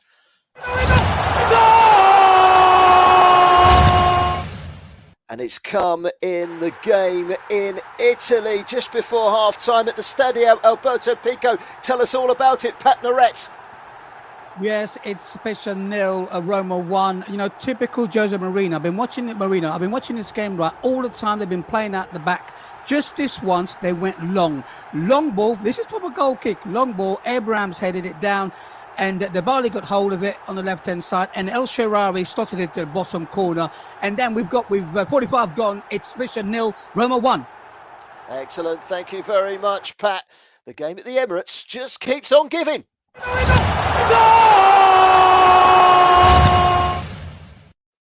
Wow, it's now Arsenal 2, Manchester United 2. Tell us all about the goal, Ed Dowling. This is a game for the ages, Barry. It's Martinez, the guy I just spoke about before. He joined Arsenal in the summer. He joined Manchester United, and he just put his side level in a crucial game in the title race. What a game. It's Aaron Ramsdale. The ball comes in from the corner, he punches it out, not very far at all. And Martinez, there's been a lot of talk about his height, but he manages to flick the ball over Ramsdale, over Gabriel, who can only head it into his own net. What a crazy game. What a goal. And it's 2-2 here at the Emirates. Oh, wow, what a goal that was. It's a crazy header, and it's 2-2. Thank you very much for that, Ed Dowling. Well, that game just keeps on giving, doesn't it? Wow, I just cannot take my eyes off of Manchester United this afternoon away at Arsenal. It's 2-2. Lisandro Martinez scoring for United. 2-2, and the game back in the balance. Wow, you just can't take your eyes off of it, can you? So Borussia Mönchengladbach against Bayer Leverkusen. We haven't been across since half-time. Let's link up with Richard Bond at Borussia Park. Bayer Leverkusen still in control and looking good for the 3 points. Well, they started the half the brighter of the two sides, Leverkusen, with plenty of play, plenty of time on the ball. But it was Mönchengladbach who have had the best chance so far in the second half. It was a corner on the right-hand side, brought in by Hoffman, and there was Nico Elvedi who met the header, produced an absolute brilliant save from Luko Hradicki in the Leverkusen goal down to his left. Other than that, nothing much really to note as of far, but both teams still very much in this game. So at the moment it's Borussia Dortmund 0, Borussia Mönchengladbach 0, Bayer Leverkusen 2. Thank you very much, Richard. Club Brugge 0, Sporting Charleroi 2. Brandon Michel has scored a second goal there just 3 minutes after they took the lead. And poor old Scott Parker's team are behind by 2 clear goals in that game that's currently taking place at the Jan Bredel Stadium. Currently 4th in the table, Club Brugge. Charleroi down in 11th. Scott Parker has his side in round 16, or the round of 16 in the UEFA Champions League in a couple of weeks' time, but they are 19 points behind the leaders, Genk. And that 2-0 reverse is not doing their chances of trying to close the gap slightly on the runaway leaders any good at all. Let's cross to Martin Diaz at the Emirates, a game that keeps on giving, I think was what I said a few minutes ago. And we said at 0-0, this game's got more goals. We said at 1-1, this game's got more goals. And I have to say it, and I think you're going to agree with me, Martin, at 2-2, I think this game's got more goals. Well, I think at least one. A pre-match prediction of 3-2, I think, is looking pretty strong at the moment. It is a good goal for Martinez. He does really well to get that header in from that corner. It's a little bit disappointing from Arsenal defensively, but Arsenal, they're always a little bit prone in these set pieces. You always feel like you can get at them, and Manchester United have taken advantage of them here today. But they've got 30 minutes or so left to try and find a winning goal and show that they are genuine title contenders, both sides, that is. So 63 minutes on the clock, it's still Arsenal 2, Manchester United 2. Thank you very much for that, Martin. And, well, it's 2-2, and you just cannot take your eyes off the game at the Emirates this afternoon. 2 cracking sides, and it's been really good what we've seen so far from that game at the Emirates Stadium. But still 2-2, and we will be back across for an update and hopefully some more goals very, very shortly. You are listening to Football Live on Brilla FM.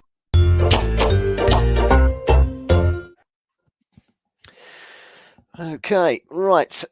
Spezia 0, Roma 1. I can tell you as a half-time. Stefan El Shawari's goal right on the stroke of half-time has got Roma ahead at the Stadio Alberto Pico up in the northwest on the coast.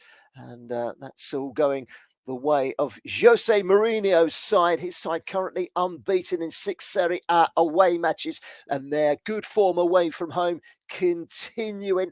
Let's head back to the Emirates, shall we? More pressure being applied by Arsenal, Ed Dowling, and another good run into the box by Saka, but he couldn't quite finish it off this time. Yeah, he's so dangerous, Barry. Like, Luke Shaw looks terrified to even engage him at all. He just stands off him. You don't blame him.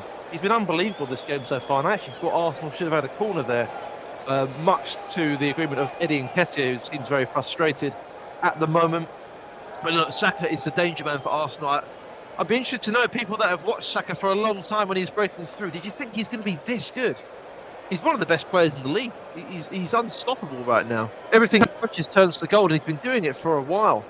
And you have to consider his age as well. I think, with England and everything, England have to be going to the Euros with a real shot of a player like him at right wing.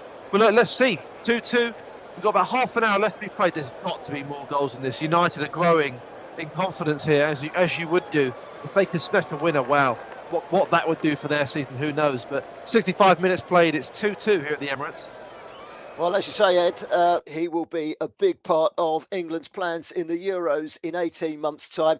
Amongst the crowd today, Gareth Southgate, the England manager. Also in the crowd, Sir Alex Ferguson, of course, and David Beckham.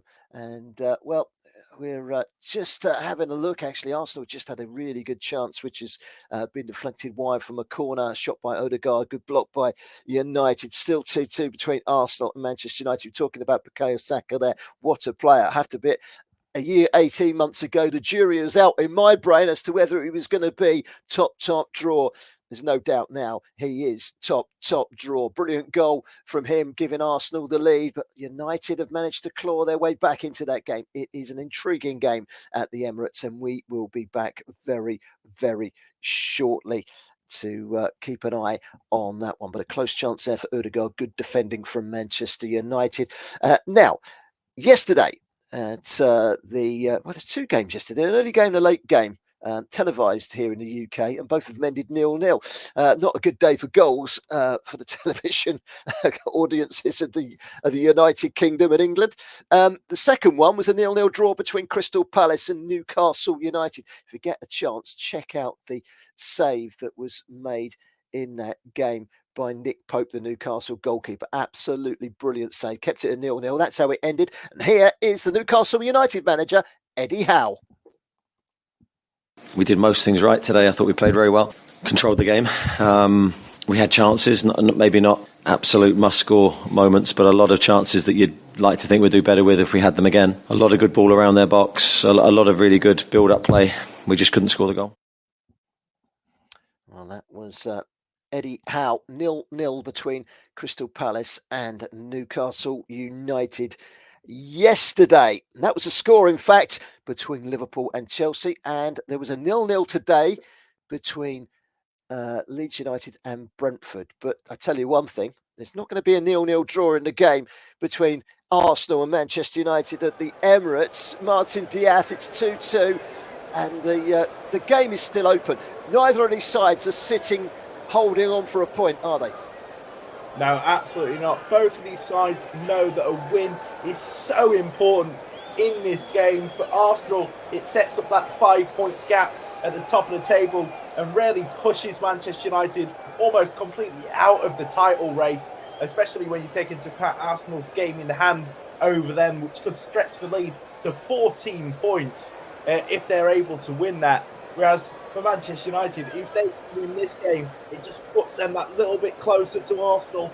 It means if Arsenal's form drops and City, they take a loss, then Manchester United really can get into that top position and challenge for the title. It's a huge game for both of these sides. Both really need to win it as well. A draw just is not good enough for either of these sides today. Though Arsenal, you'd have to say, probably could take a draw a little bit more easily than Manchester United, but it is a huge game and both of these sides really are going for it. What a game of football we've had. What a game of football still to come with this last 20 minutes or so. 69 minutes on the clock. It's Arsenal 2, Manchester United 2.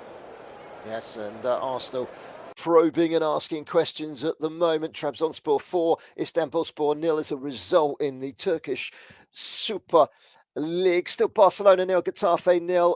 Ronaldo's debut in Saudi Arabia, the Saudi Professional League. Still Al Nassr 0, Al Ettifaq 0. Borussia 2-0 down against Leverkusen last time we heard, but that might just change.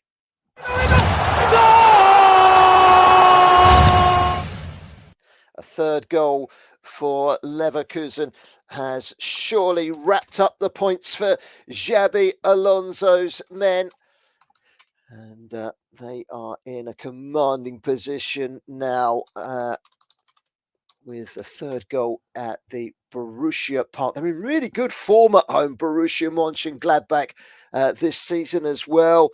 So a bit of a surprise that they've come back from a long winter break and they have not hit the ground running at all. The Del Foen, the Foals as they're known, 3-0 down now, and we'll be across to Richard Bond in just a few moments' time to hear about that third goal for Bayer Leverkusen, who were in excellent form just before the winter break. You thought that the World Cup come at the wrong time for Xabi Alonso's men, but third goal, and they are on the ascendancy, it seems, straight after the break. Let's go to Richard Bond, who can tell us all about that third goal for Bayer Leverkusen.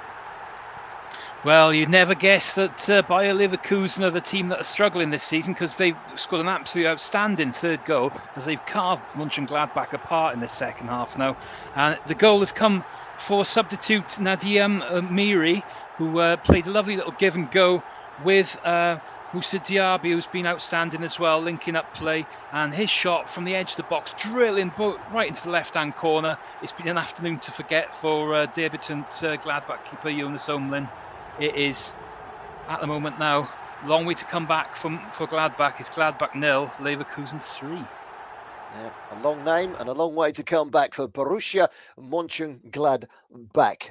Leverkusen winning 3-0. Nadiem Amiri with the third goal midway through the second half in that game at Borussia Park. Let's head back to the Emirates. Arsenal huffing, Arsenal puffing. Ed Dowling. Arsenal nearly got a third goal as well. Yeah, that man again, Bukayo Saka, tried to do the exact same thing he did for the second goal that Arsenal scored. It's in and tries to whip it very much in the style of Iron Robin into that bottom corner, and it rebounds off the post. Thankfully for David De Gea, he was nowhere near it. I think he was actually left standing. So it would have been another sensational goal from Bukayo Saka, but it did bounce out, much to the luck of Manchester United, and it's still all square here, 2-2. Marcus Rashford opening the scoring in that game. He's now scored 9 goals in 9 games since the return from the World Cup, including scoring in 7 successive matches before the draw the other evening against Crystal Palace at Selhurst Park. He, of course, is being watched along with Bukayo Saka by the England manager Gareth Southgate this afternoon, and he'll be pleased with what he's seen from those two men for sure. So overall this season, he had 16 goals before today. So it's now 17 goals, 5 assists and 28 appearances for Manchester United. His best scoring season was 22 back in the 2019-2020 season. He's got 19 goals and 32 appearances for club and country this season. Scored only 5 goals last season. He's in sensational form. Could he be the match winner again this afternoon? And it's Arsenal asking all the questions at the moment. And that remains 2-2 in that game. There's been a goal in the Saudi Professional League, and Cristiano Ronaldo, of course, lined up for his debut today, and he is playing. He has started, but he's not played a part in the opening goal, even though it has gone to his team, Al Nassr. It's a goal for Talisca, who scored after 31 minutes in that game. So good start for Cristiano Ronaldo. Al Nassr 1, Al Attifaq 0 in that game in the Saudi Arabian Professional League. So that's where we're at the moment. And Barcelona 0, Getafe 0. We heard from Pat Noret, second half just about to get underway in a few moments' time. Spezia 0, Roma 1. Bayer Leverkusen on their way to 3 points with just under 20 minutes to go in the German Bundesliga. Let's go back to the Emirates Stadium, shall we? And touch base with Ed Dowling. It's 2-2. But, Arsenal have had a good spit of pressure in the last 5-10 minutes, haven't they? Yeah, they have. I can sense the pace of the game slowing down slightly. Arsenal have had some furrows into the United box with some really good chances. Obviously, Odegaard really should have scored to make it 3-2 earlier on, but there's been a kind of a lull in the game since. Scott McTominay especially has played really well this game. He's coped with the attacks really, really well. I'm sure he'll be really pleased with this, because obviously he wouldn't have started if Casemiro wasn't booked. So United generally, I think, will be really proud of their performance so far within this game. And Arsenal, it's going to be a lull, I reckon, for the next couple of minutes, because they're going to really turn it on in that last 10 minutes, 15 minutes at a time. We've seen it before, late drama at the Emirates of Arsenal winning games, in the absolute dying embers. So I expect to see that again, Harry. But who knows? Marcus Rashford is in such fine form. Can he get another goal? United could walk away with all 3 points here. They wouldn't. I don't think Arsenal could feel too aggrieved. That's the kind of game we've been watching today. It's been brilliant. 75 minutes gone. We're nearly there. 15 minutes left to play. It's normal time, and it's 2-2. That's been brilliant.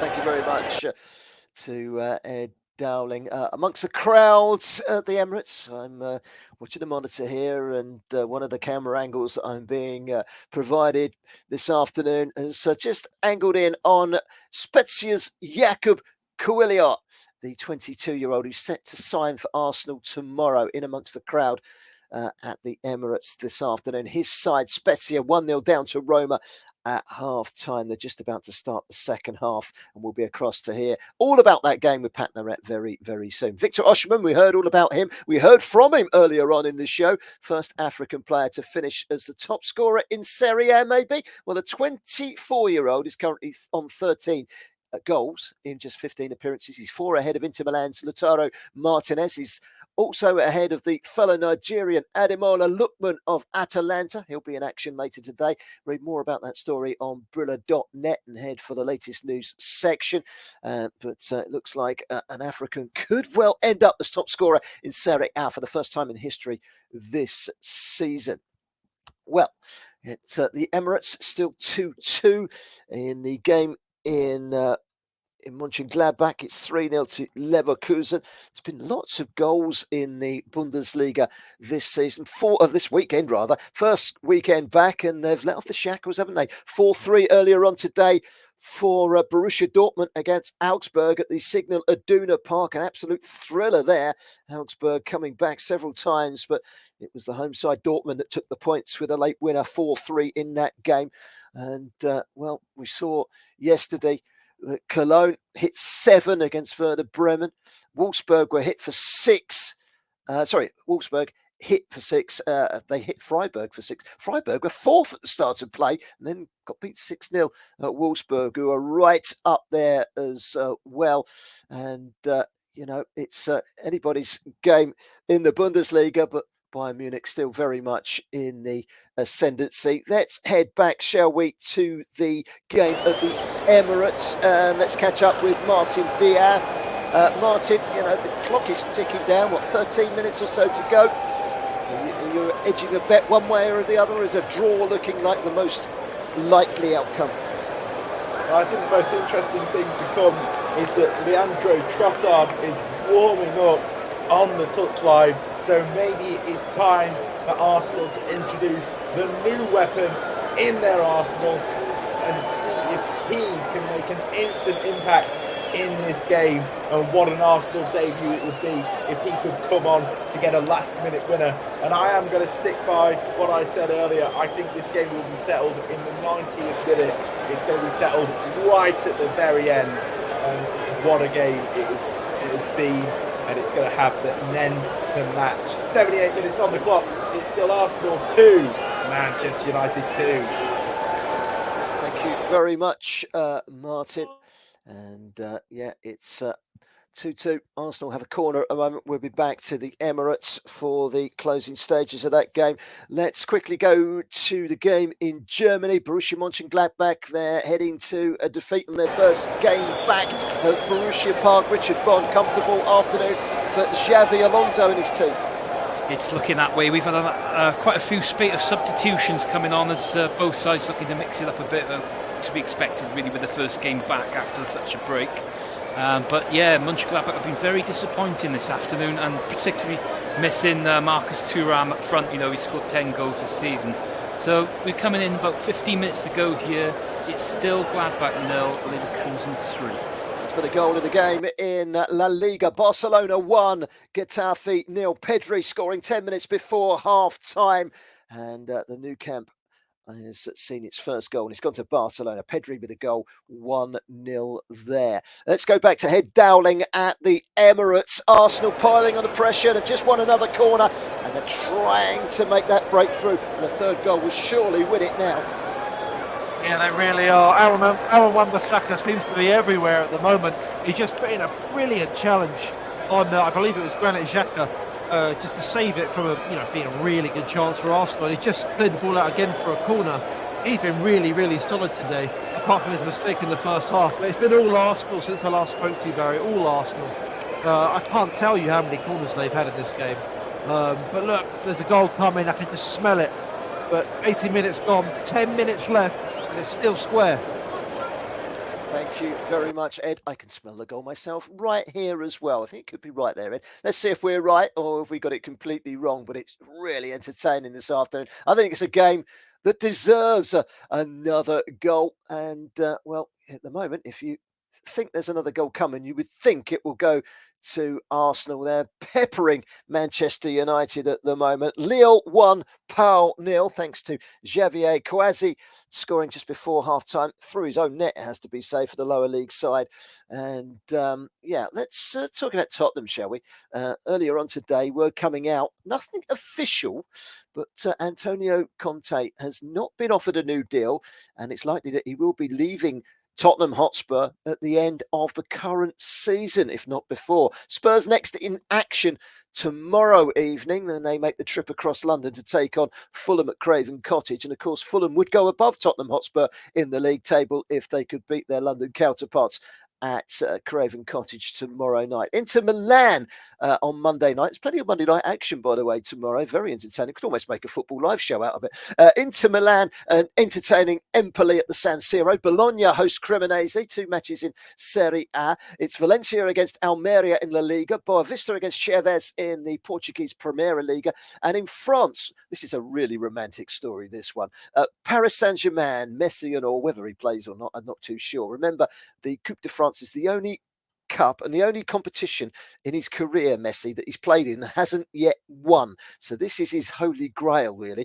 Paris Saint-Germain tomorrow in the round of 32 go to Pays de Cassel. Now, if you've never heard of them, that's fully understandable because they play not in the second tier, not in the third tier, not in the fourth tier, not in the fifth. They play in the sixth tier of the French league system, Pays de Cassel. They've had to switch this match tomorrow to play at Lens, and that's a romantic game. You'd expect Paris Saint-Germain to come through. For them to just reach that stage is an extraordinary story. So Pays de Cassel against Paris Saint-Germain tomorrow night. Really romantic story. Fenerbahce visit Umre Ay in the Turkish Superliga as well. So plenty of really good action coming up tomorrow. Let's quickly head back to Ed Dowling and Leandro Trossard on for Arsenal, I understand. Yes, the new man makes his debut for his new club in London, and it couldn't really be in a bigger game for him. If he can make the difference, that would be the perfect way to kickstart his Arsenal career. Getting a winner against Man United in a much-needed title deciding. And I've just seen Shaw foul Saka again, and he will get booked this time. It won't be Arteta. So we'll see what kind of impact Trossard can make. As we know, he's very versatile, very technical, can play anywhere across the front three. And I think his sort of ingenuity and technique will be very, very useful to Arsenal in these closing stages here. But we've got about 7 minutes until added time gets put on, and it's still 2-2. Thank you very much for that, Ed Dowling. We'll be across to Martin and Ed for another update in just a moment or two.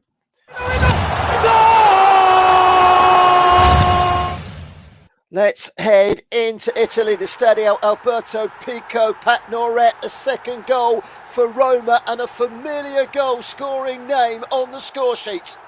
Yeah, definitely. I can smell a goal now, I can tell you that. It's 47 gone. A bad pass by Spezia defender. It was intercepted by Dybala. Dybala played it through ball to Abrahams. 1v1 with the keeper. Started it left-hand corner. So now it's Rome. It's Spezia 0, Roma 2. There's only going to be one winner with 49 gone. Yes, indeed. And, that's probably wrapped it up for Roma. Still a little while to go, only 4 minutes into the second half, but Tammy Abrahams with the goal there to make it 2-0. And the goals just keep on coming in our featured matches.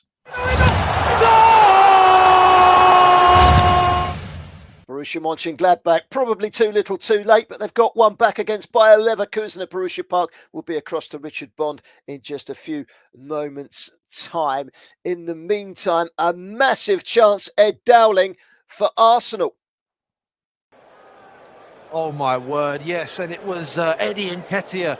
Oh, there's a sort of melee, if you like, in the box. It's the ball spilling out everywhere. It comes off Gabriel, and Nketiah's onside, about 10 yards out. He smashes it at the Man United goal. Really did all he could there. Well worked from him. David De Gea gets down so low. One of his finest saves I've seen in a long, long time to keep his team in it. All excitement here in the closing stages at the Emirates. Yes, I keep saying it, I have to keep saying it, you cannot take your eyes off of this game. Arsenal 2, Manchester United 2, 4.5 minutes to go. Let's cross to Germany, shall we, and to Richard Bond. Richard, by Leverkusen in control, 3-0. They've got one back, Mönchengladbach. Is it too little, too late? Well, who knows? We've still got time. Yeah, they have pulled one back indeed. And it was a lovely little bit of play from a couple of the substitutes who come on. Hannes Wolf looked lively, and he's popped up, combining with one of the Dangermans, Hoffmann, for Gladbach. His ball was cut back, and they found captain Lars Strindl, who's come on this second half, to fire a low effort in off the post on the off the right-hand side. We've got 9 minutes to play here. I also sniff another goal. It's Borussia 1, Bayer 3. Leverkusen.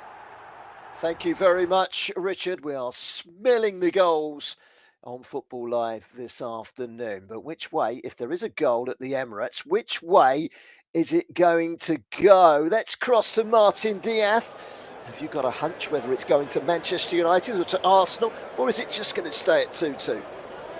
Well, I still feel like Arsenal are carrying just that little bit more of a threat and could get something out of this game. There was that opportunity for Nketiah just a moment ago where he came very, very close to getting that winning goal. And if any side is going to get a winner today, I do think it's going to be Arsenal. Though now I've said that, Manchester United will go on and win it. So could really go either way. It's a heck of a game, and I'm so glad that I got to cover it today. 87 minutes on the clock. Arsenal 2, Manchester United 2. Wow, it's United corner just been swung in. Arsenal have got it clear and very nearly broke upfield. A foul by Wan-Bissaka, free kick. It looks like Partey's down on the ground. We'll be back across to Martin and Ed in the closing stages in just a few moments' time. In fact, it's Saka that's been fouled by Wan-Bissaka, who's had a very good game for Manchester United. So, Borussia Mönchengladbach scoring through Lars Stindl, probably too little too late. 3-1 down at home to Bayer Leverkusen. We've mentioned Barcelona leading against Getafe. Arsenal 2-2 against Manchester United. Roma in control, 2-0 up at Spezia, with Tammy Abraham adding a second goal shortly after half-time up in the northwest on the coast at Spezia for Jose Mourinho's side.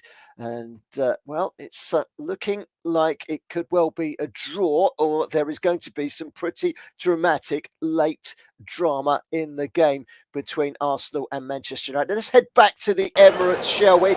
And to Ed Dowling. Ed's, typical of the game, United corner, and Arsenal nearly break away and cause problems. And Wan-Bissaka had to take one for the team and bring down Saka, didn't he? Sums it all up, Barry. It really does, and it's interesting actually. That Wan-Bissaka challenge was, he didn't mean it on Saka, was a pretty bad one, and no booking shown for him there. Of course, much to the disagreement of the Arsenal fans, but it sums it up. It's been so back to front this game. Midfield's on top and also not on top, as you can see defensively. Both, there's so much quality on display here. Bukayo Saka, one of the best performances from anyone I've ever seen, let alone someone of his age. It's going to be a shootout these last 5 minutes, I'm so sure. Again, as Martin said, if I had to pick a winner, it would be the home side. They've been dominating the ball. The United, they've got that break in them, and Rashford, is his game done yet? I'm not so sure. We'll have to see. But we're approaching the final stages here, and the tension is so high in the Emirates. Thank you very much for that, Ed. But don't you worry, we'll be straight across as soon as anything happens at the Emirates. And you ain't going to believe this.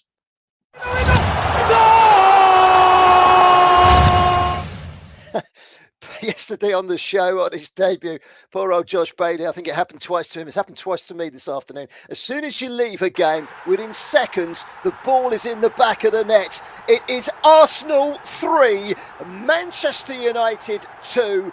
And we're going to cross to Ed Dowling, who can tell us all about what surely must be a winning goal for Arsenal.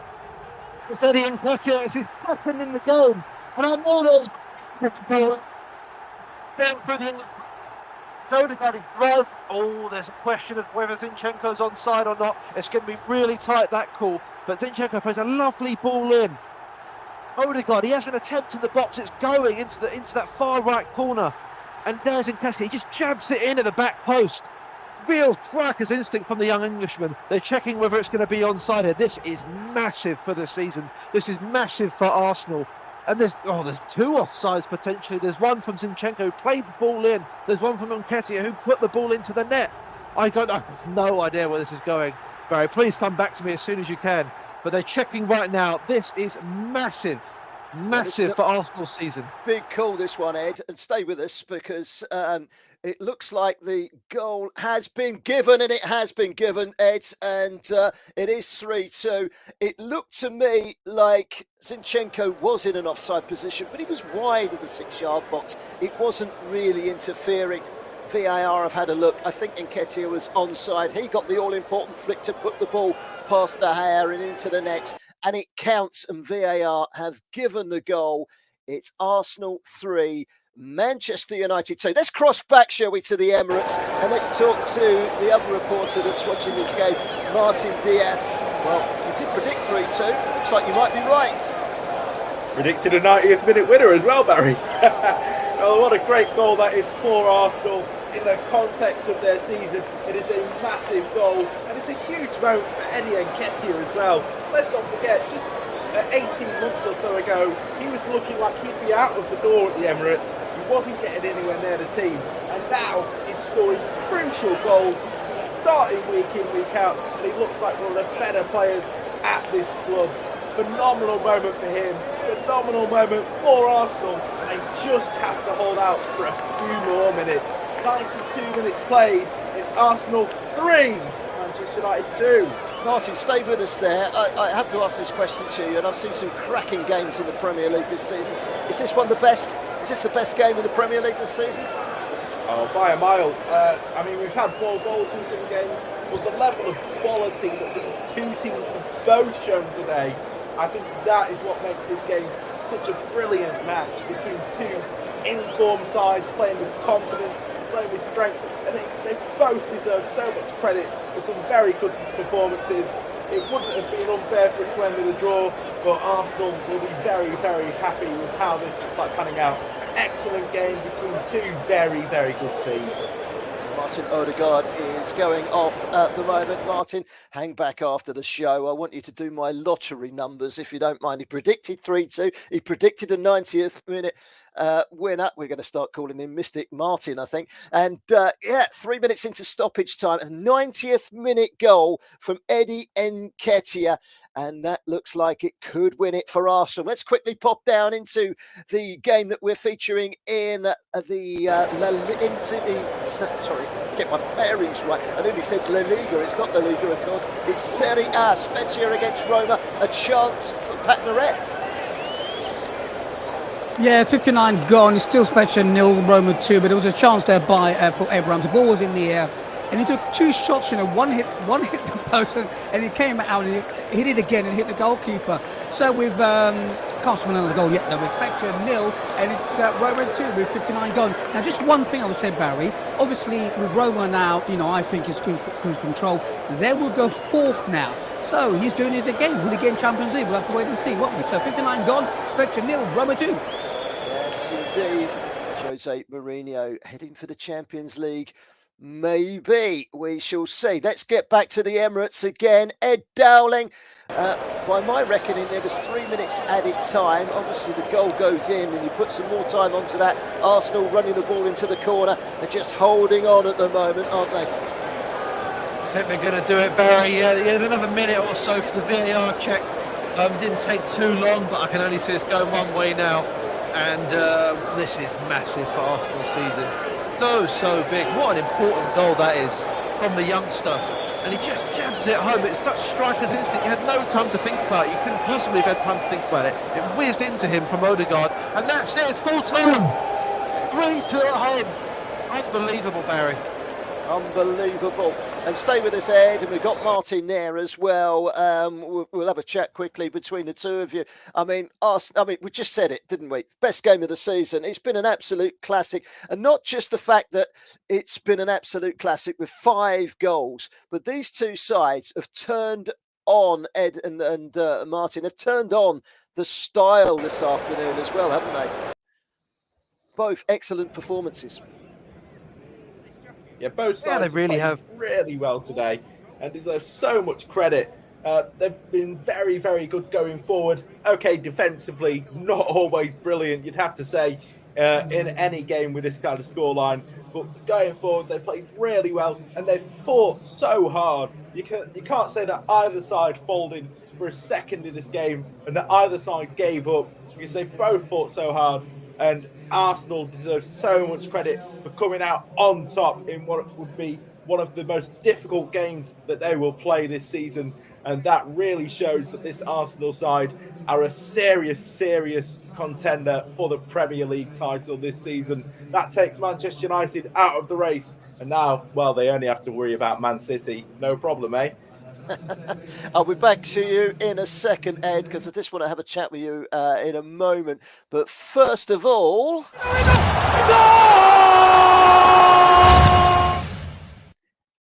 Richard Bond at Borussia Park. Is the Borussia Mönchengladbach comeback on? I told you I could smell a goal. It's 3-2. Yeah, it's an absolute worldie as well. And I tell you what, Lars Strindl has scored what would have been goal of the day if it weren't for that goal at Arsenal. And he's absolutely launched one from 25 yards. And just like, do you remember that goal Tony Yeboah scored about 20 years ago? Off the bar and in with all that power. Just like that. Superb strike from that distance. Brilliant. We've got a game on our hands here. There's still time for more. We've got another 3 minutes of stoppage time.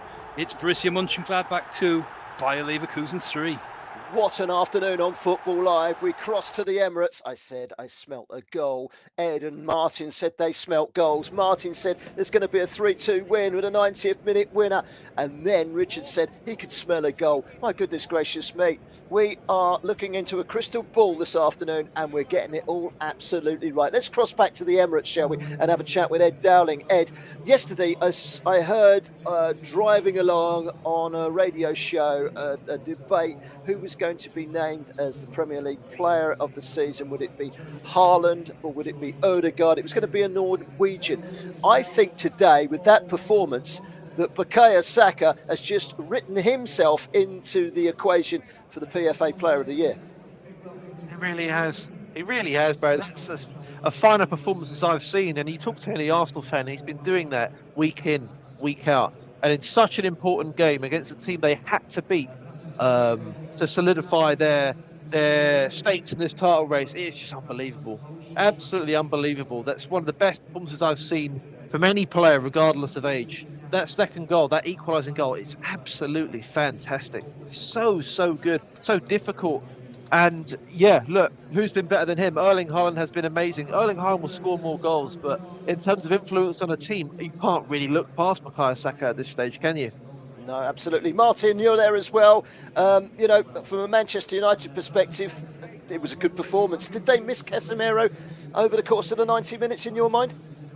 Well, when they've conceded 3 goals and they were missing probably their best defensive midfield player, it's hard to argue that they didn't. And maybe a more conservative lineup with Scott McTominay and Fred, as they've often played in the past in these bigger games, might have benefited them defensively.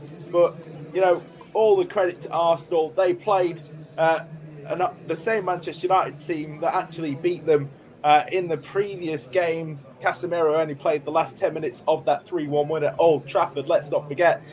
So much credit for Arsenal. Manchester United, they'll be disappointed, but, if they get into the top 4 this season, I think they'll see the season as quite successful, no doubt about it for them. So a great team, a great game between 2 great teams. All the credit for Arsenal for a great victory. Thank you very much, gentlemen, this afternoon. 3-2 to Arsenal. 3-2. It's finished. To Bayer Leverkusen have held out. And, the game's still going on in our other feature match, Spezia 0, Roma 2. So they're on their way to 3 points. Only 3 games featured this afternoon, but just the 12 goals between them. That's an average of 4 a game. That's not too bad, is it? Not too bad a return at all, I have to say. Well, it's been an absolutely staggeringly brilliant show, and I'm sure you would agree. Arsenal have clinched themselves another 3 points. Manchester City might be breathing down their necks, but they have shown their true colours this afternoon. The Gunners have beaten Manchester United. They've come from behind as well with a 3-2 thriller. 2 goals for Nketiah, 1 for Bukayo Saka, and a brilliant goal from Marcus Rashford. Probably the Premier League's game of the season. Be interesting to hear your thoughts on Twitter at BrillaFM889 and on Facebook at 889 Brilla FM. Thank you very much to everyone on the show this afternoon. Martin Diaz, Ed Dowling, Richard Bond, Pat Norette for your reports. Also to our producer, of course, John Kane. Now back to the Brilla FM studios, and be sure to join us on Football Live again next Saturday.